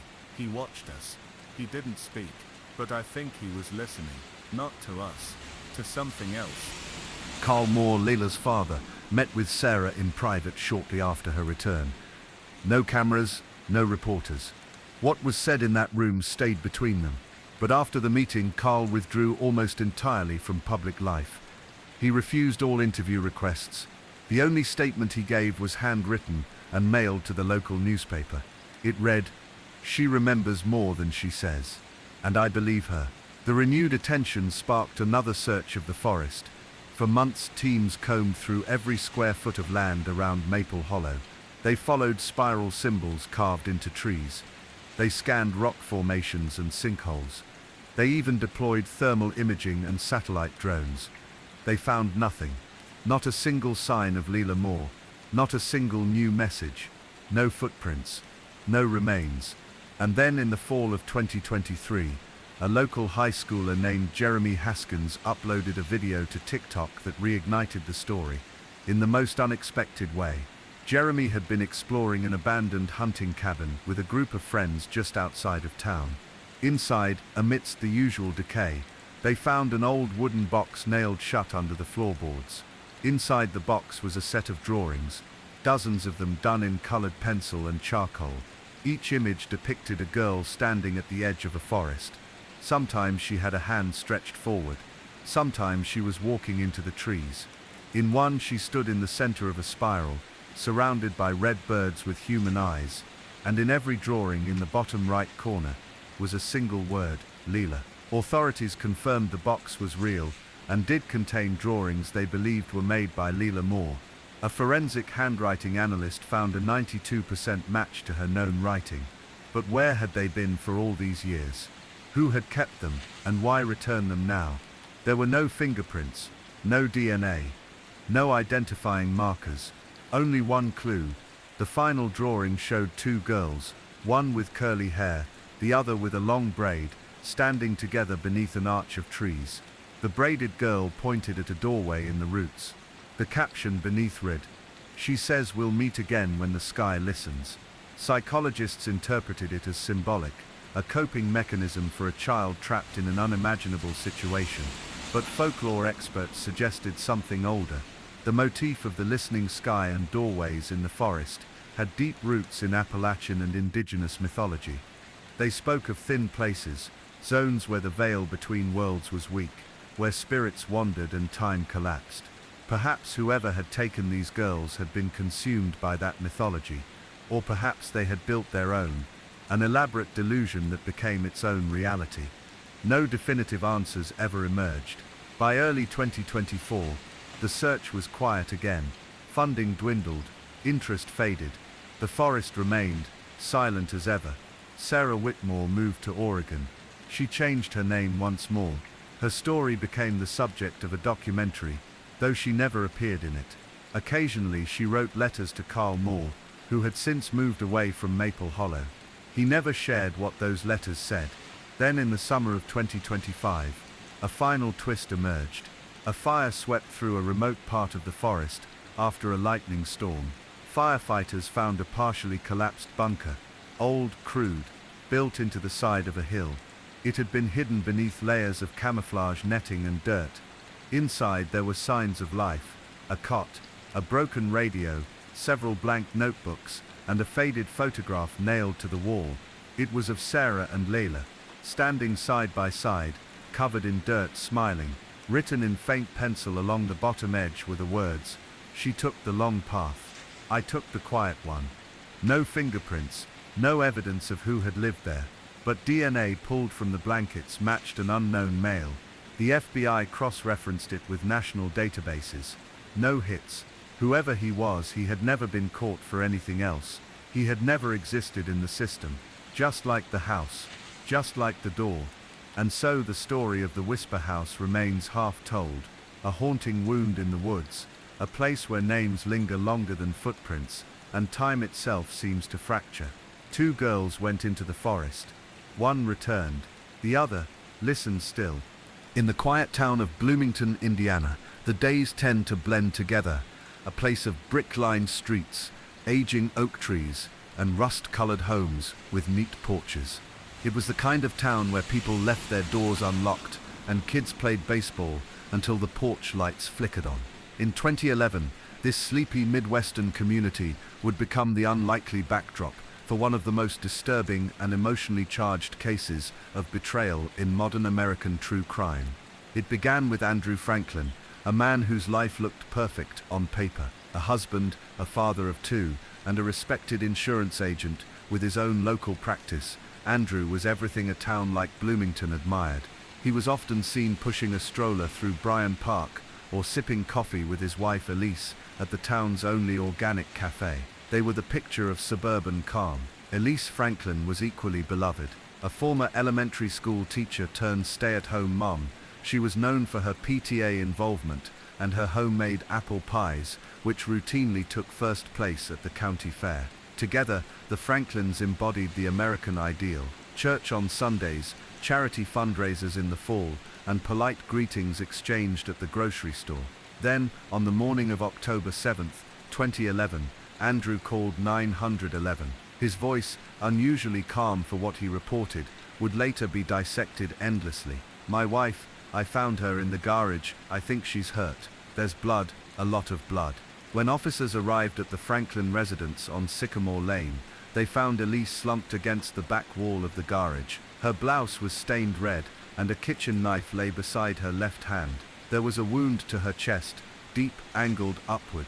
Paramedics attempted resuscitation, but she was declared dead at the scene. There were no signs of forced entry, no defensive wounds on Elise's arms, and no broken glass or indication of a struggle. At first, police leaned toward the simplest answer: a tragic accident or self-inflicted injury. But within hours, that explanation began to unravel. Detective Lena Harper, who led the investigation, later described the scene as immediately suspicious. Elise had been right-handed, yet the knife was found in a position inconsistent with that. The wound trajectory didn't make sense. The angle and depth suggested force more than could be achieved by a self-inflicted jab. And then there was Andrew himself. When Harper interviewed him that morning, he was dry-eyed and composed. He described coming home from his morning run, finding the garage door ajar, and discovering Elise. He hadn't touched anything, he claimed.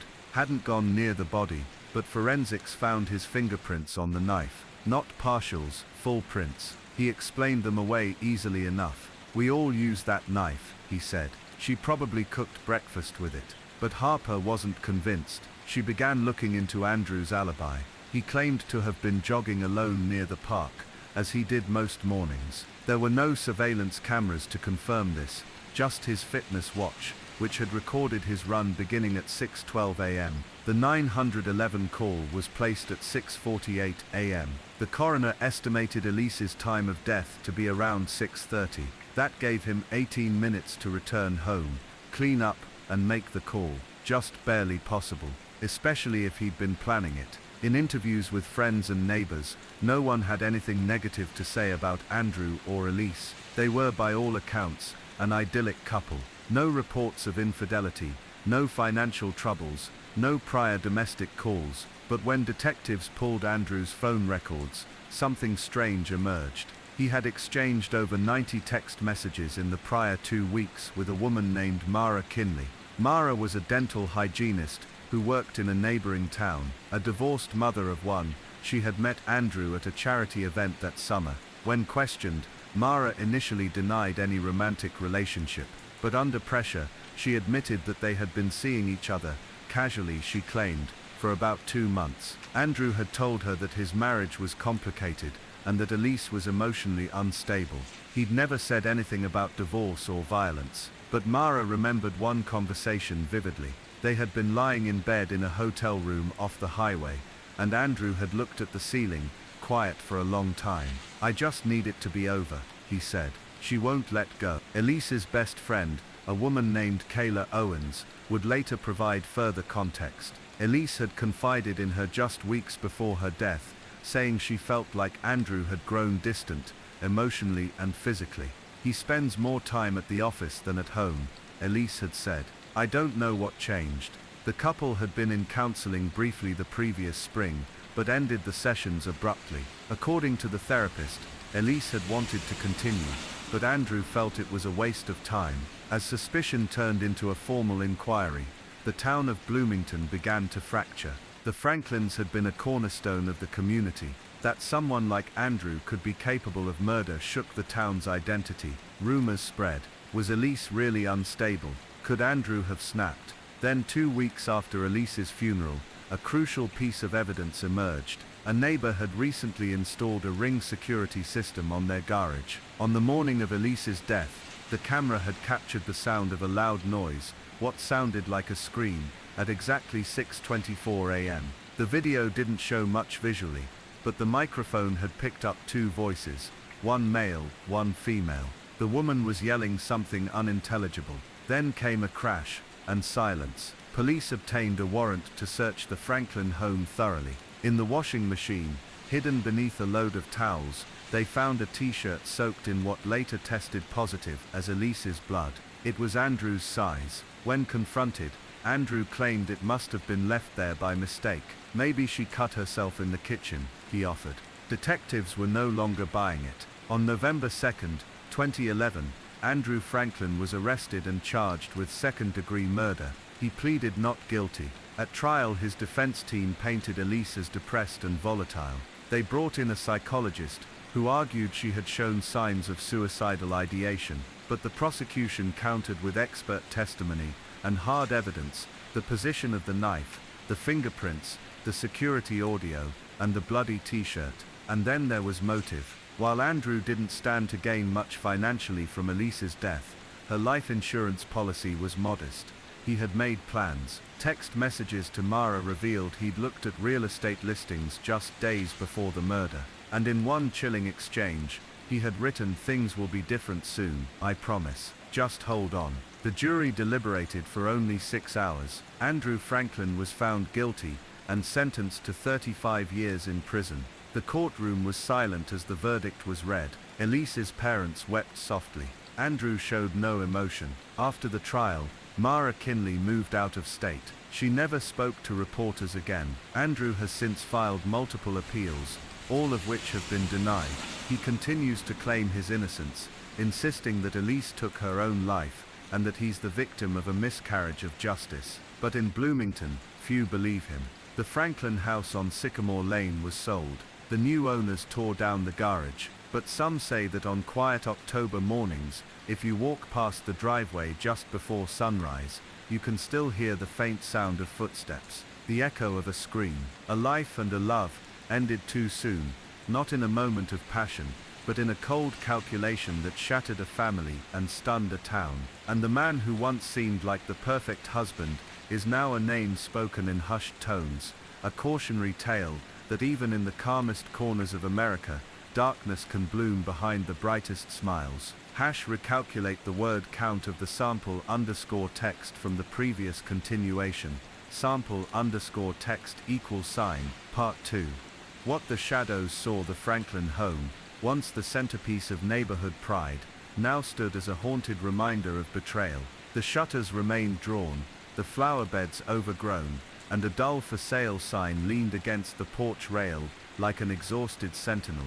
But the ghost of what had happened inside that home wasn't confined to its rooms. It had seeped into the psyche of the town. Bloomington had always been the kind of place where tragedy felt distant, something that happened in big cities or on the nightly news. But Elise Franklin's death had changed that. It had cracked the town's sense of safety.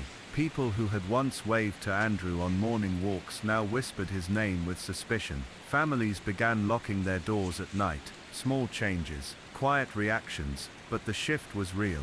Detective Lena Harper, meanwhile, couldn't let go of the details. Even after the verdict was in, the echoes of the case lingered in her mind. Something about it didn't sit right. Not because she doubted the outcome, but because the emotional undercurrent of the case kept pulling her back. Andrew had been so composed, eerily so. There were no cracks, no moments of desperation, even during the trial. He had cried, yes, but they were dry sobs, controlled and timely. No outbursts, no pleading, just a clean, quiet sorrow that didn't seem to belong to a man who had just lost his wife and been accused of killing her. After the sentencing, Harper visited the Franklin home one final time. The new owners had given her permission to walk through before their scheduled renovations. She moved through the rooms slowly. The living room still held faint outlines where furniture had once stood, and the children's drawings still clung stubbornly to the refrigerator. Then she entered the garage. The stain on the concrete floor had long been cleaned, but she could see it in her mind. Elise's body slumped against the wall, eyes open, as if still processing the betrayal. Harper closed her eyes and let the silence speak.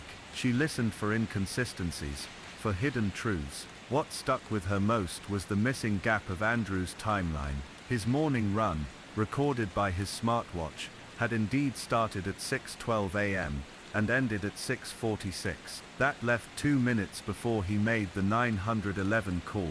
2 minutes. Not enough time to enter the house, find Elise, check her condition, and dial for help. Unless he already knew where she was. The prosecution had touched on this, his premeditation, his motive, but it was those 2 minutes that chilled Harper the most, because they weren't just missing, they were accounted for, and that meant every step Andrew had taken that morning had been carefully plotted. Meanwhile, Elise's parents, Michael and Helen Rivers, had retreated from public life. They had raised Elise in a farmhouse outside Indianapolis, and after the trial, they returned there, quietly declining all media requests. Michael, once a jovial grandfather who loved woodworking, no longer attended Sunday markets. Helen stopped gardening. Their grief was private, but it hung thick in the air like unspoken fog.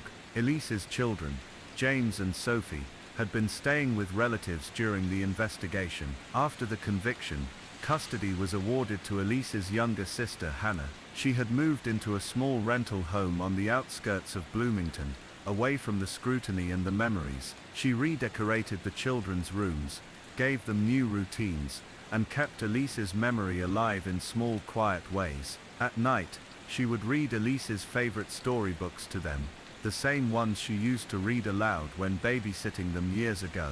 Sophie, only 6 at the time of the murder, had questions, not all at once, but slowly, carefully. Why did Daddy hurt Mommy? Hannah would pause, take a deep breath, and answer with the same phrase every time. Some questions don't have fair answers, sweetheart. As the months passed, the media coverage waned, the town stopped whispering, and the story became something of a local myth. But Harper couldn't let go. She continued checking on the children, writing progress notes no one asked for, and visiting the graveyard where Elise had been buried. One afternoon in early spring, she sat near Elise's headstone, which had a simple inscription, Elise Franklin, beloved mother, sister, daughter, 1980-2011. Beneath that, in smaller text, were Elise's own words, taken from a journal entry discovered during the investigation. Kindness isn't weakness, it's the strongest thing we can give each other. Harper placed a hand gently on the stone. You deserved more than this, she whispered. Then, just as she stood to leave, she noticed something curious. Fresh flowers, lilies, not unusual, except these were recent, hours old. Dew still clung to the stems, and they weren't from Elise's parents or sister. She knew their usual flower choices. These were different, personal. She began checking every week, and each time, more lilies appeared. Someone was visiting, quietly, secretly. Harper pulled surveillance footage from the cemetery's caretaker, an elderly man named Ron, who had installed a camera years ago to catch vandals. What she saw chilled her. At 4:17 a.m., 2 weeks earlier, a dark figure had walked up to Elise's grave. The footage was grainy, but the posture was unmistakable, straight-backed, purposeful. They placed the lilies, lingered for a moment, then vanished into the pre-dawn mist. Harper paused the frame, zoomed in. It was Andrew, still in prison, supposedly. But this was impossible. She checked the timestamp, checked the prison logs. No escape, no transfer. Then she realized, it wasn't Andrew. Not exactly. It was James, Elise's son, now 12. The resemblance was uncanny. Somehow, he had slipped out in the early morning hours, perhaps guided by memory, by grief, or something deeper. Harper didn't confront Hannah. She didn't make a report.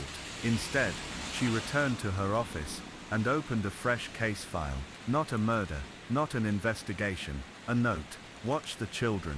Grief echoes. As the days turned into weeks, the story of the vanished young woman weighed heavily on everyone who had come to know her. Her family, once filled with hope and determination, began to wrestle with an unbearable uncertainty. The police investigation continued, but answers remained frustratingly elusive. Friends and neighbors grappled with a growing sense of loss, as if a shadow had fallen over their once peaceful town. The woman, who had been known for her warmth and quiet strength, seemed to linger in every corner, in the soft laughter of her closest friends, in the empty chair at family dinners, and in the gentle breeze that stirred the autumn leaves outside her childhood home. Everyone who had encountered her carried a piece of her memory, but none could understand the true story behind her disappearance. On the evening when she was last seen, the weather had been unusually crisp for late October. She had left her workplace, a small boutique nestled in the heart of the town, just as the sun was dipping below the horizon. The shop was closing early that day, and she was eager to meet a friend for dinner. Her footsteps echoed softly on the pavement as she walked toward the nearby cafe where they were to meet. Yet, that dinner would never happen. Witnesses reported seeing her walking alone, her arms wrapped tightly around herself against the chill. Her expression was calm, perhaps even contemplative. She had always carried herself with quiet dignity, but that evening, something was different. Some said they glimpsed a shadow of worry in her eyes. Others noticed she seemed to be in a hurry, yet she took a moment to pause at a street corner, as if torn between two paths. Her friend waited patiently at the cafe, growing concerned as the minutes passed without a sign.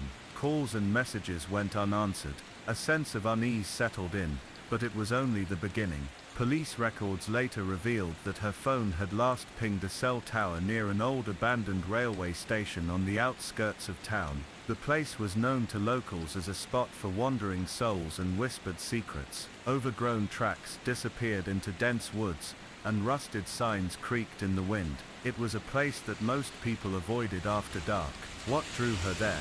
Was it a meeting, a misstep, or something else entirely? The questions hung unanswered.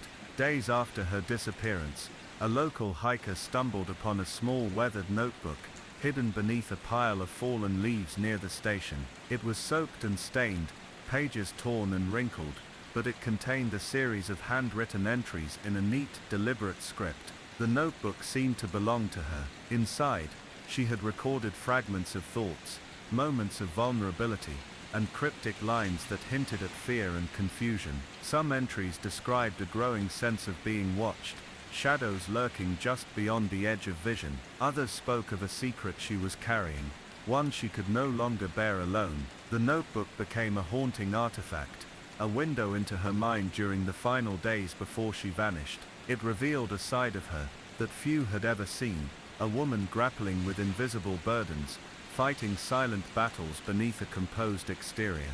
Detectives pored over the pages, searching for clues that might explain her disappearance. Was she running from someone, or something? The words suggested both dread and defiance. She seemed determined to protect someone, or something, even as the walls closed in around her. As the investigation unfolded, an unsettling pattern began to emerge. Several people from her past came forward, each offering pieces of a complicated puzzle.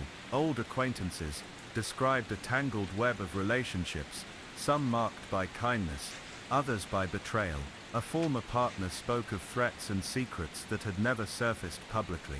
A distant relative hinted at a family scandal buried deep beneath years of silence. None of it was easy to hear, and none provided clear answers. The woman's life was revealed to be far more intricate and troubled than anyone had imagined. The layers of mystery thickened with every interview, every document uncovered, and every whispered conversation in dimly lit rooms. Amid the swirling rumors, her closest friend remained a steadfast presence, holding on to hope and fighting against despair. She spoke often of the woman's resilience, her courage in the face of adversity, and her enduring kindness. She was more than what people think, the friend insisted quietly, more than the rumors, the fears, the unknown. This became a refrain among those who loved her, a reminder that beneath the surface of the story, beneath the shadows of suspicion and fear, there was a human being deserving of compassion and understanding. In the weeks that followed, the police broadened their search beyond the town, tracing her steps across state lines, examining surveillance footage, and interviewing anyone who might have encountered her. The trail, however, grew cold. Leads fizzled, witnesses retracted statements, and the silence deepened. One discovery shifted the direction of the case. Authorities found a car abandoned near a remote cabin several hours away. Inside, signs of a struggle suggested she might have been there, or forced to leave in haste. The cabin's owner had no clear recollection of seeing her, but traces of her belongings were found, along with an unspent ticket for a bus heading in the opposite direction of the town she had called home. The evidence hinted at a complex flight, a journey shadowed by fear and uncertainty. It seemed she was trying to escape something terrible, yet where, or why, remained a mystery. Psychologists consulted by the police offered insights into her possible state of mind. They suggested that the emotional toll of her situation might have led her to take drastic measures, driven by a desperate need to protect herself and those she cared for. The signs of paranoia in her notebook, combined with her sudden disappearance, painted a picture of a woman overwhelmed by circumstances beyond her control. As months slipped by, the story of her disappearance became woven into the fabric of the community. Candlelight vigils were held, pictures of her face appeared on posters and social media, and strangers reached out to offer support to her family. Yet the unanswered questions lingered like a cold wind. What had forced her to vanish so suddenly?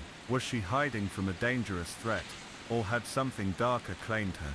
The ambiguity left an ache in the hearts of those who waited, who hoped, who mourned. In the quiet moments, her family recalled her laughter, the way her eyes lit up when she spoke of dreams and plans. They remembered the small acts of kindness that defined her, a comforting word, a shared secret, a gentle touch. The case, with all its shadows and uncertainties, remained open. The search for truth continued, fueled by the love of those who refused to let her story fade into silence. The haunting enigma of the vanished woman endures, a reminder of the fragile line between presence and absence, known and unknown, hope and despair.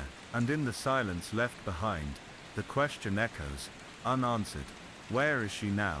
The passage of time did not diminish the weight of the unanswered questions. Each new day brought with it the same quiet uncertainty, a steady ache that lingered like a shadow.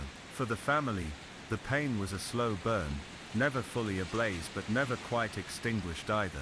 Friends spoke less often of her disappearance, afraid to reopen wounds. Yet beneath the surface, her memory persisted, as vivid as the moment she was last seen. The police continued their efforts, but the investigation was a complex dance between hope and frustration. New leads appeared sporadically, only to fade quickly. Some tips led to dead ends, others to bitter disappointments. The fragile threads of truth remained just out of reach. One of the most perplexing developments came when a man, who had lived a quiet life on the fringes of the town, reached out with information. His name was never widely publicized, and his presence was something the community barely noticed, a solitary figure who preferred to stay out of sight.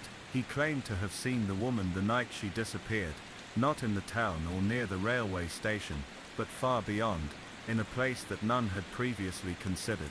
According to his account, she had been traveling with a group of people who were not locals, strangers with no clear connection to the town or its inhabitants. This revelation shifted the investigation into a new phase. Police officers, both exhausted and cautiously hopeful, followed this new thread with care. The descriptions provided were vague but consistent, painting a picture of a secretive circle operating quietly in the shadows. As the detectives dug deeper, they uncovered hints of an underground network, a place where vulnerable people could disappear into anonymity. This world was one of whispered deals and unspoken agreements, a place that offered refuge for some, but danger for others. The woman's notebook, with its cryptic entries about secrecy and fear, took on new meaning. It seemed she might have been caught between worlds, one familiar and safe, and another dangerous and unknown. Psychological experts offered interpretations that were both haunting and compassionate. They suggested she might have sought out this hidden world willingly, driven by desperation, or a desire to escape unbearable circumstances. Yet, once inside, she may have found herself trapped by forces beyond her control. Her family grappled with this new understanding. The hope that she was alive somewhere in that hidden realm was a fragile lifeline. Yet the fear that she was in danger, or had already suffered harm, was a constant shadow. In the months that followed, the town felt the ripple effects of this knowledge. The safe streets and quiet homes were no longer quite so reassuring. People whispered about unseen threats and secret lives beneath their feet. The woman's disappearance became a cautionary tale, a reminder of the thin line between the familiar and the unknown. Local journalists took an interest, weaving together the known facts with speculation and interviews. They painted portraits of a woman who was both strong and vulnerable, caught in a web of relationships that were as complex as they were fragile. Her friends shared memories that spoke of kindness and courage, a willingness to fight against injustice, and a gentle heart that reached out to those in need. These stories humanized her in a way that statistics and police reports never could. Yet, even as the story was told and retold, the truth remained elusive. There were no easy answers, no tidy resolutions. The case was a mirror reflecting the complexities of human life, the darkness that can lurk beneath the surface, the fragile hope that sustains us, and the enduring mystery of those who vanish without a trace. For those who loved her, the search was far from over. Every new lead, every whispered rumor, was met with cautious hope and quiet resolve. They held on to the possibility that one day, she might be found, not just as a missing person, but as a woman who had lived, loved, and left an indelible mark on the world around her. The story of her disappearance, with all its shadows and unanswered questions, continues to resonate. It serves as a somber reminder of the fragility of life, the power of memory, and the enduring human desire for connection and understanding. In the stillness of the night, when the world is quiet and the mind drifts toward dreams, the question remains, where is she now, and will the truth ever come to light? On the morning of July 15th, 1992, the tranquility of Wimbledon Common, a sprawling area of green space in southwest London, was shattered forever. The park, a favourite for dog walkers, joggers, and families seeking fresh air, became the setting of a crime so shocking that it sent ripples of fear and sorrow through the community and beyond. Rachel Nichol was just 23 years old. A young mother with a gentle smile and a warm heart, she had been enjoying a summer's day out with her 2-year-old son, Alex. The pair had been on the common earlier, where Rachel would often take Alex to enjoy the wide open spaces, away from the bustle of city life. That morning, Rachel's routine walk was tragically interrupted. In an isolated part of the park, something horrific happened, an event that would eventually become one of the most talked about and heartbreaking criminal cases in British history. The discovery of Rachel's body the next day horrified the nation. She had been brutally attacked and murdered, leaving her young son unharmed but confused and terrified. The crime was shocking not only because of its brutality, but also because it occurred in a public place, a space that many had regarded as safe. The investigation that followed was one of the most extensive and complex the Metropolitan Police had ever undertaken. Officers sifted through evidence, interviewed countless witnesses, and chased numerous leads, all in the hope of finding justice for Rachel and her family. Yet the case was far from straightforward. Early on, suspicion fell on a man named Colin Stagg. Stagg was a local resident who, based on circumstantial evidence and controversial police tactics, was accused and subjected to a secretive undercover operation designed to coax a confession from him. However, the method known as the honey trap operation was deeply contentious, and after months of surveillance, no concrete evidence tied him to the crime. Eventually, after significant legal challenges, Stagg was cleared, his name formally absolved of the charges. The real killer remained at large, and Rachel's family was left with little more than grief and unanswered questions. Years passed, but the case did not fade from public attention. Advances in forensic science offered new hope. In 2008, a breakthrough came when DNA evidence found at the scene was matched to Robert Napper, a man with a history of violent behavior and mental health issues. This new evidence finally provided a measure of closure to a case that had haunted many for nearly 2 decades. Robert Napper was convicted, bringing a painful yet necessary justice to Rachel's memory. But the story of Rachel Nichol is more than just a crime. It is a reminder of the fragility of safety, the resilience of those left behind, and the slow, sometimes winding path that justice can take. This story is told not only to recount the facts, but to honor Rachel's life and the profound impact her loss had on her loved ones and the community at large. It was the summer of 1992, and the death of Rachel Nichol had thrown Wimbledon Common into an uneasy silence. Police were under pressure, public, political, and personal.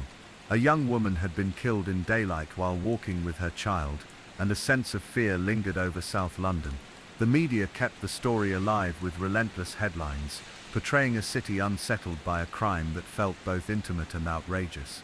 As detectives scrambled for answers, a decision was made within the corridors of Scotland Yard that would shape the course of the investigation, and not for the better.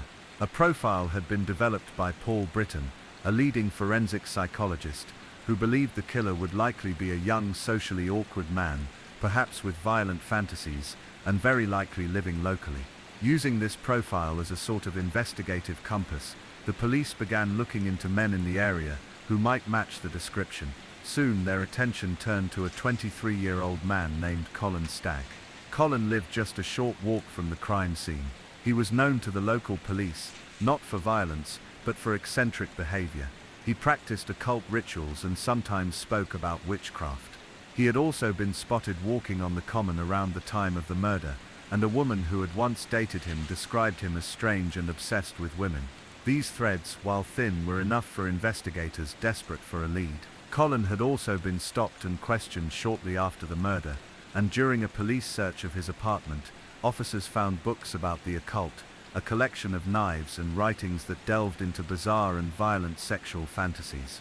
None of it amounted to evidence, but it painted a picture, one that seemed to align with Britton's psychological profile. With no physical evidence linking Colin to Rachel's murder, police chose a different path: entrapment. They launched an undercover operation code-named Operation Edsel. An undercover female officer, known only as Lizzie James, was assigned to befriend Colin and try to coax a confession out of him.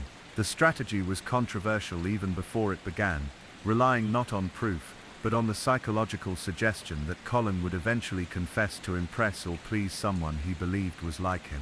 Lizzie contacted Colin under the guise of a lonely woman looking for companionship. The two met in person several times and exchanged letters filled with dark sexual fantasies, many of them authored or suggested by Lizzie herself. She encouraged Colin to open up about his thoughts, his feelings, and eventually about the crime. Her aim was to build a rapport so deep that he might reveal the truth. But Colin never confessed, not to killing Rachel, not to anything close. He talked about violence in the abstract, shared disturbing thoughts that were more fantasy than reality, but he never said he'd been involved in the murder. Still, when the conversations were played back to detectives, they heard what they wanted to hear. In August 1993, more than a year after Rachel's murder, Colin Stagg was arrested and charged. Public reaction was mixed. On one hand, many were relieved that someone had been caught. On the other, the evidence was thin. No DNA, no eyewitnesses, no confession, no forensic link of any kind. Just words, ambiguous words spoken to an undercover officer who had encouraged them. The trial that followed was in many ways not just about Colin, but about the police themselves. At the Old Bailey, the prosecution relied heavily on the transcripts from Lizzie James, painting a picture of a man obsessed with domination, ritual and violence. The defense, however, argued that Colin had merely played along with what he believed was a romantic fantasy, driven not by guilt, but by a desperate desire for connection. When the judge, Mr. Justice Ognall, reviewed the transcripts and considered the tactics used, he made a damning ruling. He threw out the case entirely, declaring that the police had deceptively and unfairly manipulated Colin. The operation, he said, was reprehensible, and no fair trial could proceed on that basis. Colin Stagg walked free, but he wasn't truly free. His name had been splashed across every newspaper in Britain. He had been vilified in the press, dubbed the killer, the occultist, the loner. Even after the charges were dropped, public suspicion clung to him. For years he struggled to rebuild his life, hounded by rumors, and the shadow of a murder he did not commit. Meanwhile, Rachel's family, especially her partner, Andre Hanscom, was left devastated by the collapse of the case. For him, the failed prosecution was another betrayal, not just of justice but of Rachel's memory. He had trusted the system to find the truth, and instead, it had pursued a man who had nothing to do with the crime. Wimbledon Common remained a place of sorrow. A plaque had been placed on the site of the murder, and flowers would appear there from time to time, left by strangers who remembered the young mother whose life had been stolen. But justice was no closer. For the police, the setback was more than an embarrassment, it was a wound to their credibility. And yet even after the judge's ruling, many within the force clung to the belief that Colin had been involved. They had built their case on a psychological profile, and that belief proved stubborn. But they were wrong. The real killer was still out there. He was quiet, calculated, and watching. And while investigators looked the wrong way, he would go on to kill again. It would take more than a decade for the truth to begin surfacing. In the years following Colin Stagg's release, the Rachel Nicholl case became a grim cautionary tale in British law enforcement, a study in how eagerness to solve a crime can lead down the wrong path. The story had many lingering shadows, but none more haunting than the knowledge that Rachel's real killer remained free. As the world moved on, as the press turned its attention to newer tragedies, Rachel's son, Alex, continued to grow up without his mother, and Andre Hanscom, her partner, eventually left the UK altogether, taking Alex to France in hopes of a quieter life. For investigators still attached to the case, those years were heavy with silence. Despite the highly public collapse of the case against Colin Stagg, the Metropolitan Police had not entirely abandoned their efforts. But they had no new leads, and no clear direction. There were hundreds of statements, piles of physical evidence, and thousands of theories, but without a match, without a name, the puzzle refused to complete itself. The early 2000s brought a quiet revolution in forensic science. Techniques that once required visible traces of blood or tissue now worked with infinitesimal samples. DNA profiling, once crude and limited, had become a scalpel, precise, revealing and capable of resurrecting cold cases from the dead. And in 2002, Scotland Yard decided to take another look at the Rachel Nicholl evidence, using these new methods. This wasn't a dramatic turning point, at least not at first. It began with the meticulous re-examination of items stored away in evidence lockers for over a decade. Rachel's clothing, stray hairs, microscopic particles collected from her body, and the area where she was attacked. Forensic experts worked slowly, often wearing triple layers of gloves, to avoid contamination. They weren't just looking for DNA, they were looking for clarity. And they found it. In 2004, DNA from a single microscopic particle, recovered from Rachel's body, revealed a partial male profile. It wasn't much, but it was enough. The sample was submitted to the National DNA Database, and this time, it matched someone. His name was Robert Napper. Napper's file wasn't obscure. He was already incarcerated at Broadmoor High Security Hospital for the double murder of a mother and daughter, Samantha and Jasmine Bissett, in 1993. That killing had been brutal. Samantha had been stabbed dozens of times, and 5-year-old Jasmine had been smothered. The attack bore hallmarks of sexual violence, rage and control. Robert Napper's name hadn't come up in the original investigation into Rachel's death, but perhaps it should have. He had lived not far from Wimbledon Common in the early 90s, and there were multiple reports of him harassing women in the area. Some women had reported being followed, others spoke of a tall, strange man, with wide, unblinking eyes, and an eerie, calm demeanor. Police had even received a tip naming Napper as a potentially dangerous individual. That tip, tragically, was never properly followed up. The reasons for this failure were complex. Napper had a long documented history of mental illness. He had been diagnosed with paranoid schizophrenia and Asperger's syndrome, and he had been in and out of psychiatric care throughout his 20s. In the early 90s, his behavior grew increasingly erratic.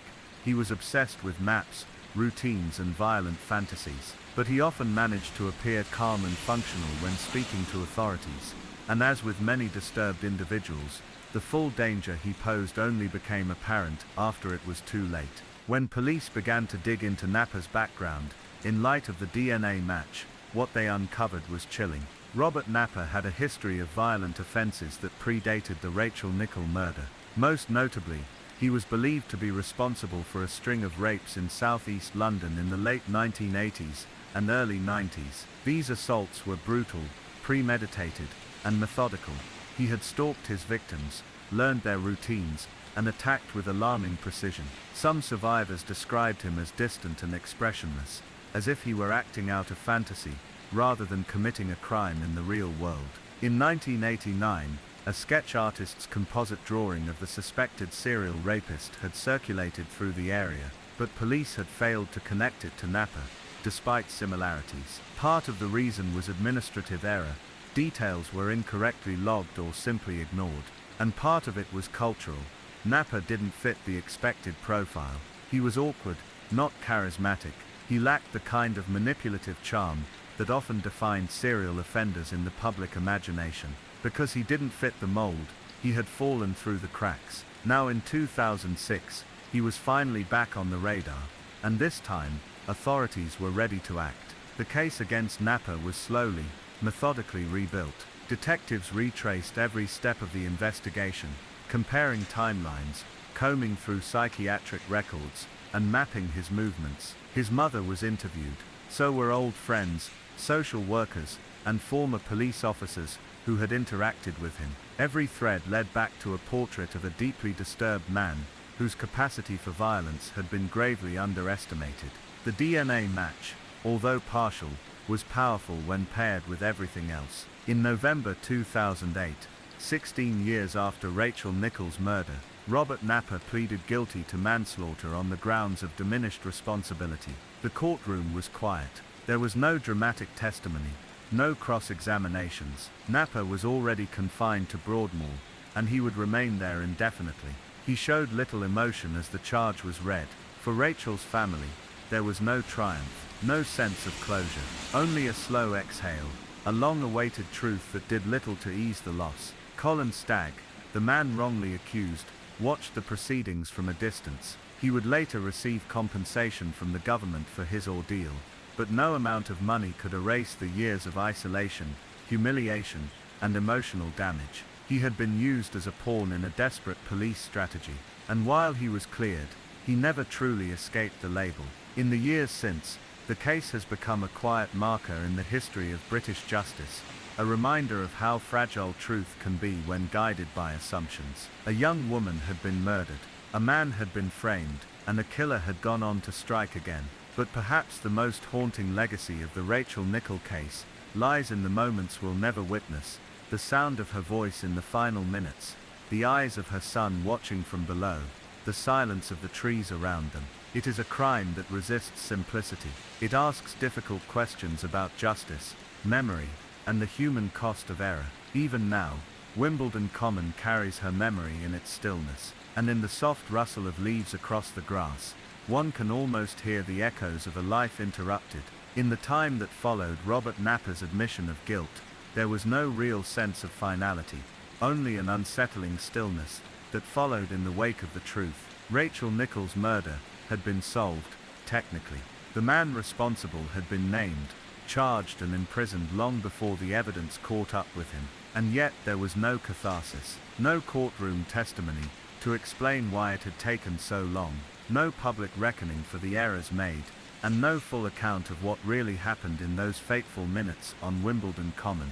The story had become too fractured, too weighed down by years of missteps, secrets, and silence. For Rachel's partner, Andrei Hanscom, closure remained elusive. In the years after Rachel's death, he had tried to shield their son, Alex, from the media's glare. The boy had grown up haunted not just by the loss of his mother, but by the national fixation on the crime that had taken her. When Andrei finally moved them to the continent, it wasn't out of bitterness, it was self-preservation. France offered something England could not, anonymity. There Andrei found solace in routine. He wrote quietly, taught yoga, and raised his son with the kind of attentiveness born only of trauma. He often described Rachel in his writing, not just as a partner or victim, but as a vibrant, complex woman, a soul whose presence could still be felt in small everyday ways. Her laughter, her routines, her kindness to strangers. For him, Rachel wasn't just a case or a headline. She was someone whose absence colored everything. Alex Nichol grew up carrying a story he did not ask for. As a toddler, he had witnessed the aftermath of the crime, wandering the grass of Wimbledon Common alone, until strangers found him. In his early years, Andrei avoided revealing the full details, but the truth was always close, stitched into the fabric of their lives. As he got older, Alex would sometimes ask questions. Why did this happen? Why couldn't they stop it? There were no satisfying answers. In interviews years later, Andrei spoke candidly about the moment he told his son everything. It was, he said, like handing over a burden you had carried for too long. But it was necessary. Alex deserved to know the truth, not the speculation, not the myths, just the simple, awful reality that his mother had been killed in a random act of violence by a man who should have been caught earlier, and whose crimes had gone unnoticed until it was far too late. The impact on British law enforcement was significant. The Rachel Nichol case became one of the most studied investigative failures in the UK. Scotland Yard faced severe criticism, not just for the flawed operation that targeted Colin Stagg, but for missing earlier chances to identify Napa as a serious threat. Independent reviews highlighted a breakdown in communication between departments, a lack of follow-through on public tips, and a deeply flawed understanding of criminal profiling. The most painful part of this reckoning was the realization that Napa's crimes were preventable. His own mother had tried to warn authorities. Mental health professionals had expressed concern. Police had received a profile that matched him closely, and still he remained free long enough to take more lives. Among those re-evaluating their roles were the forensic psychologists involved in the original operation. One of the most controversial figures was Paul Britton, the criminal profiler, whose theories helped justify the honey trap operation targeting Stagg. Though Britton always maintained that his intentions were rooted in science, critics argued that his involvement blurred the line between psychological expertise and policing.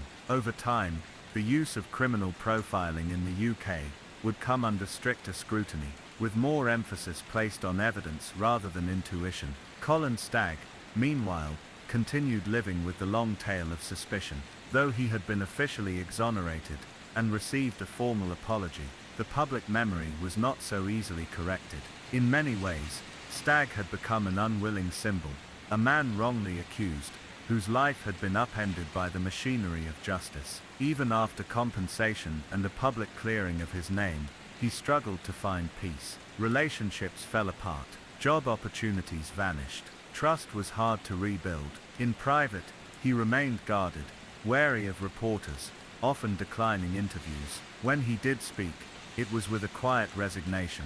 "They stole my life," he once said, and they didn't even say sorry until years later.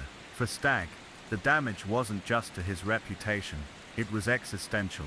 A sense of self had been lost, eroded over years of suspicion, surveillance, and social exile. Perhaps one of the most remarkable aspects of the Rachel Nichol case is how intimately it touched so many lives. It was not just the story of one crime, it was a reflection of an entire system's vulnerabilities. It showed how good intentions could go terribly wrong, how confirmation bias could blind investigators, and how assumptions, however well-meaning, could destroy lives. Even now, decades later, the case lingers in public memory. It is often cited in legal textbooks, referenced in documentaries, and revisited by true crime writers. But beyond the retellings and retrospectives is something quieter, harder to articulate, the personal grief that never leaves, the kind that hums just beneath the surface, shaping the way people move through the world long after the news cameras are gone. Rachel Nicholl was not a symbol. She was a person, a mother, a partner, a friend. She loved nature, poetry, and simple things, walking barefoot in grass, dancing in the kitchen, playing with her child. Her murder was not just a tragedy, it was a rupture in the lives of those who knew her. And for the rest of us, it was a mirror, forcing us to see how fragile justice can be, and how easily the truth can be lost. Today, Wimbledon Common is as green and peaceful as ever. Walkers and joggers pass through the open fields, unaware, or perhaps quietly aware of the history beneath their feet. There is no statue, no plaque, just the trees, and the wind, and the memory of a life stolen in daylight. For those who remember Rachel, that is enough. Not closure, not justice in the conventional sense, but remembrance, and the vow, spoken or silent, to do better, to listen more closely, to question assumptions, to ensure that what happened to Rachel Nicholl, and to those wrongly accused in her name, is never repeated.